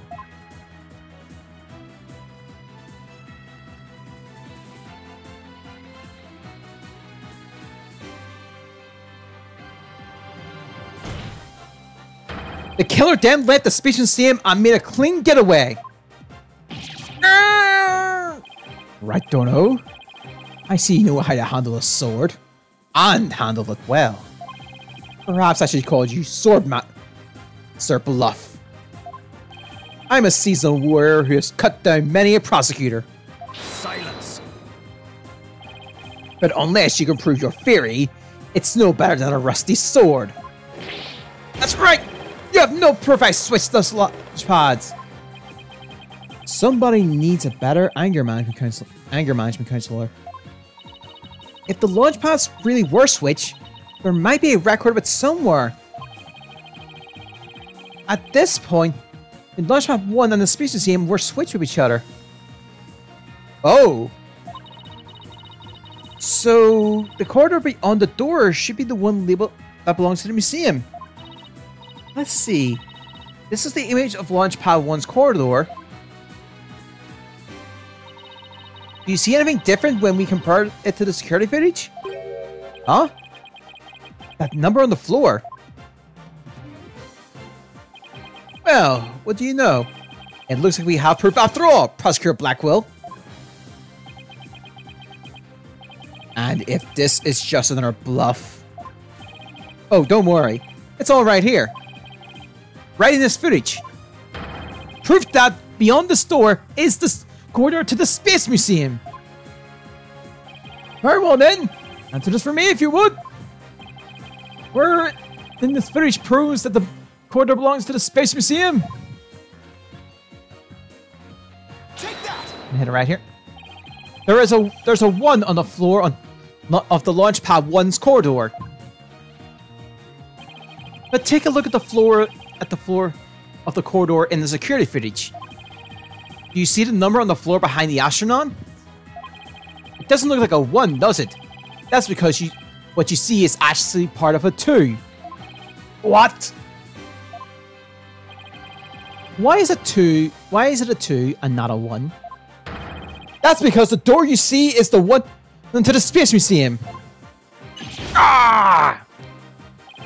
And so that means the corridor in this village was not filled with smoke. That's right, because the explosion didn't occur in the Space Museum. The explosion occurred in Launchpad 1, on the opposite side of the Space Museum. And now that we know the two astronauts escaped from the Space Museum, the mystery from the previous trial of how they got down the ladder is cleared up. Mr. Terrain, carrying Mr. Starbuck, simply took the elevator from the upper level down to the middle level. Just incredible! The two launch pads were actually switched! But you'd think someone would have noticed an event of this magnitude. Everyone was down in the basement shelter with the launch pads when the launch pads were swapped back. There's no way anyone could have known what happened on the surface. What was happening on the surface?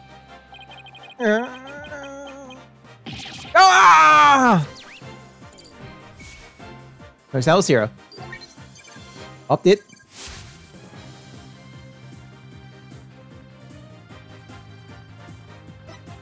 There we go. Bye-bye. No more lights, Director Cosmos. It's high time you told us the truth.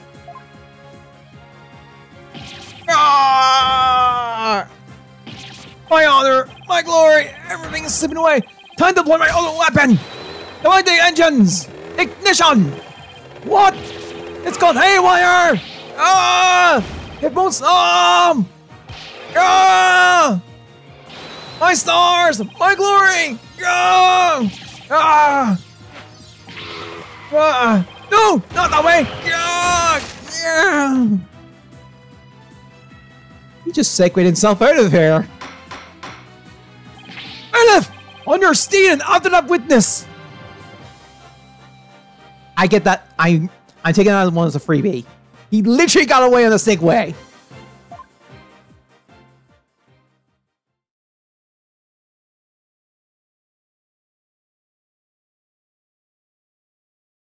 Oh, he's back. And the door's fixed. I seem you managed to retrieve you before you came to any bodily harm. Director Cosmos, you admit you switched the launch pads? Yeah, I admit it's true. I switched launch pad 1 for the Space Museum. It's good to hear words I can believe for a change. Before you do, Your Honor, 2 things. First, we don't know Mr. Train had prior knowledge of the switch. As for Mr. Starbuck, he was unaware of his surroundings thanks to his medication. Either way, Mr. Train would have realized the instant he stepped into the Space Museum that it had been switched with launch pad 1. So my first question is, if the Space Museum was perfectly fine, why did Mr. Train feel the need to put on such a dramatic display? As for my second question, I'd like Director Cosmos to tell us, why'd he switch the 2 launch pads to begin with?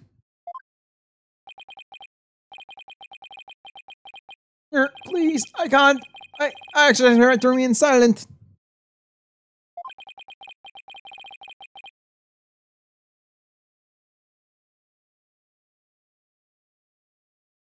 But I will say, my hands were tied. I was only doing what I could to keep my men from getting caught in that blast. Look, the director is terrified? He must have one heck of a reason for not wanting to explain why. Probably not a good time to try and pry it out of him, huh? Excuse me, but would you mind if I pick up my stars?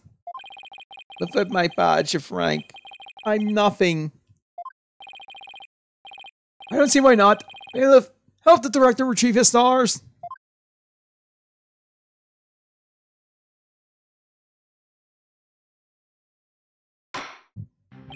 It appears the possibility of a culprit other than the defendant has presented itself. Mr. Starbuck, is there anything you wish to say? I don't get it. Don't get it? What don't you get? Director, why did you do all that? From the very beginning, you never meant the launch to go ahead, did you? You tricked us! Mr. Starbuck? Starbuck, my boy, I'm sorry. I can't tell you the reason why. But I had to do it to protect the Space Center. Director! Will I ever get a chance to go into space again?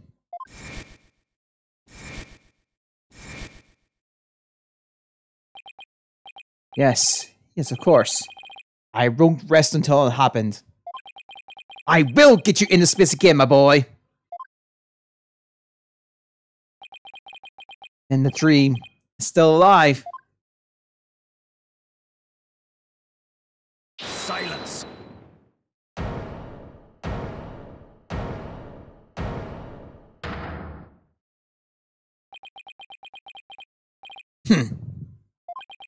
You're not going into space, Starbuck. But prison. I won't have it any other way. Are you so hung up on them? Yes, I accept that the launch pads really were switched. And if there were for a party at the scene, I suppose they could have escaped. But I have yet to see proof of this third person escape via the Space Museum. Oh! That's a good point! He's right. I don't have any proof. Starbuck, you will spill everything you know.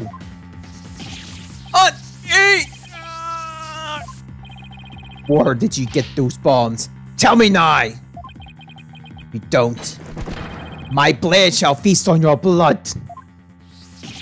Am I going to die? I want to die in space! I have to do something. Solomon Starbuck, prepare yourself.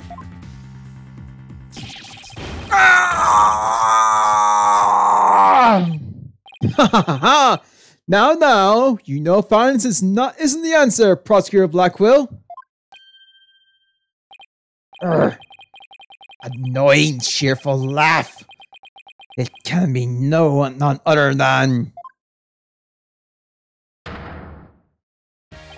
champion of righteousness, Bobby Fulbright here. In justice we trust. Detective Fulbright. Sorry to keep you waiting, Mr. Lawyer. I hope I'm not too late. I don't believe we had an appointment. I tried to hurry, but I ended up helping a little old lady cross the street. And then I had to break up a cat fight. I'll tell you, justice sure is a full-time job. Was it a fight between cats, or... Why are you here again? Because the defendant isn't the culprit. And I came to make sure that justice is served. I don't have any idea what you're talking about. Oh, Bright. I always thought you were a bit touched in the head. But have you finally succumbed? Nope. But it looks like you've succumbed to this phantom of yours. Open your eyes and let the evidence of justice uncloud your judgment. What evidence? Come to think of it, he did say something about finding us some evidence. Thank you too. I do feel a lot better now that I've been able to get that off my chest. I'm gonna work extra hard to find that perfect piece of evidence for you. I didn't think he was serious, though. So, what is it, detective? Is it something that will prove Mr. Starbuck innocent? It is indeed! Have a look at this! What's this? A lighter? That's right, a lighter thought to have been used by the culprit, no less. The Space Museum's clean robot picked it up. It has the victim's Clay Terran's blood, along with his killer's fingerprints on it. What? What? Ah!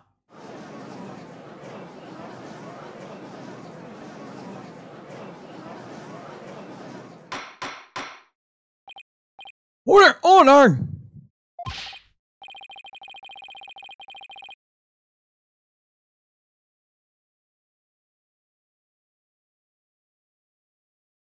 Detective Fulbright, can I assume that the fingerprints don't belong to the defendant? You man! Mr. Starbuck is totally innocent! This is it. This is just what I needed. Lighter added to the quarterback cord.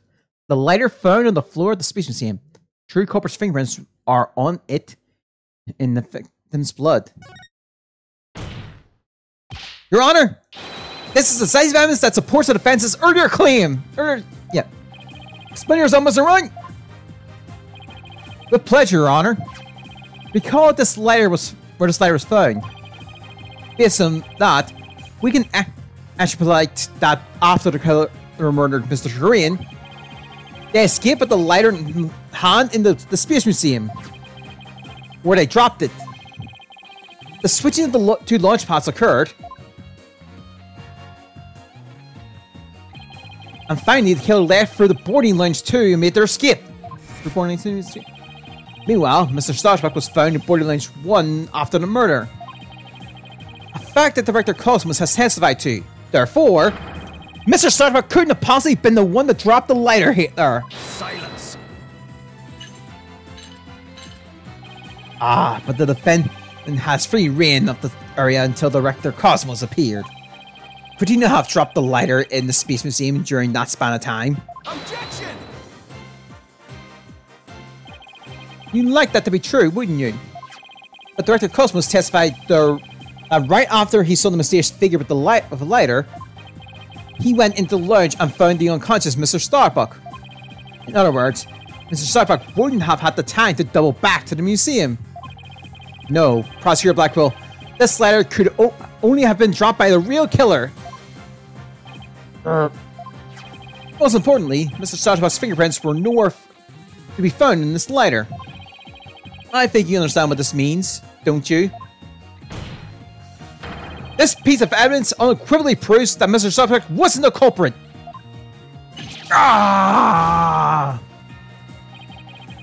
This does appear to be decisive evidence that proves the defense's claim.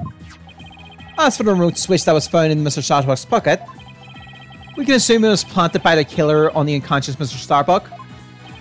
Oh, there must be some mistake. Frankly, Prosecutor Blackwell, I've been worried about you.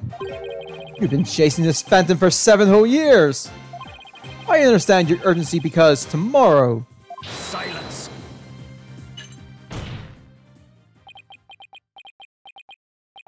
Albright, you promised never to speak of that. Huh? Tomorrow? What about tomorrow? Given the body of evidence, I think it's safe to say the defendant is innocent. In light of the fact that it is impossible for him to have committed the crime, a few unanswered questions remain, so I'll look forward to seeing what you two uncover. But for now, the court finds the defendant, Solomon Starbuck, not guilty.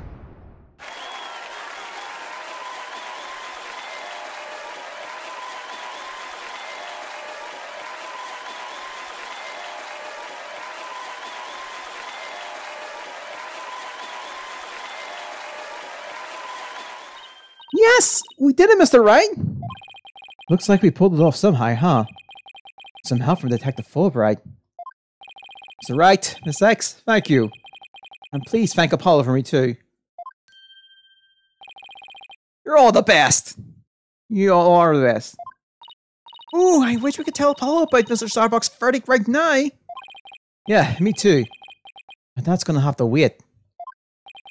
Now that a verdict has been reached, I'd like to bring today's trial to a close. Court is adjourned.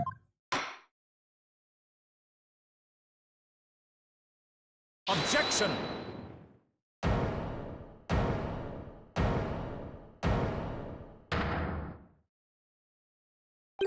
It's too late to object, isn't it? It simply isn't possible. Something's wrong. Oscar Blackwell, are you dissatisfied with the verdict? Fulbright? What were the results of the fingerprint analysis for the lighter? Oh, the results? And then anymore. Well, I was in a hurry, you see, and then there was this cup fight, and well, kind of got carried away when I heard the prince word Mr. Starbucks, so you have yet to read it? Oscar Blackwell? Can you read out who the prince belonged to? Upon thorough analysis, the fingerprints were found to belong to Athena Sykes. So says the report. What? What? Huh? Me?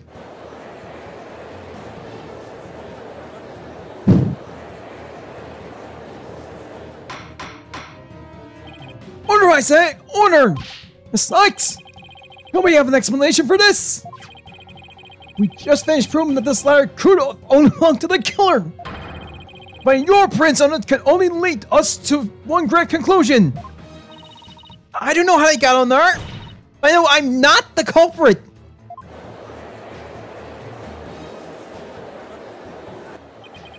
This can't be happening. We built up our argument piece by piece. I don't know what. I don't think any of our reasonings were faulty. So how could it have led to this? Letter's been updated. It has a Venus prince on it. What have I done? Please forgive me. I'm sorry. Order! Order! Detective Fulbright, stop your crying! What in the world is happening here? It's like the world's gone mad. Order! Order! I will have order!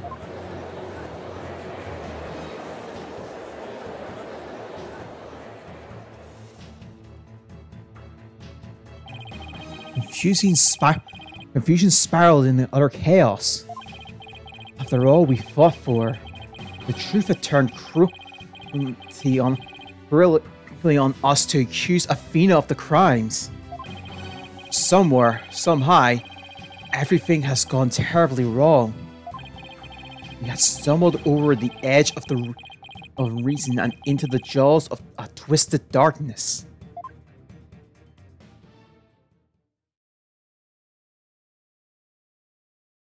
And that's how it ends.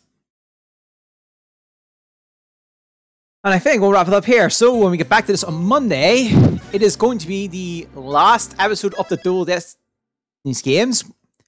Turn it right for tomorrow. Yeah, it's going to be a big one.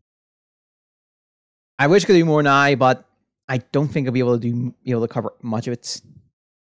So because of that, we're just going to wrap it up preemptively here. Other than that, I'm going to wrap things up here. Hope you guys had this week. Yeah, that's how it ends, yeah. Which is, I mean, the next one is also the finale, basically. So it was meant to, I guess this kid actually is meant to set up the finale. But yeah, I'm going to wrap things here. Hope you guys had this week. On a great weekend. We'll be back on this on Monday, and I'll see you next time. Bye. Also, yeah, sorry if we have done this on a cliffhanger.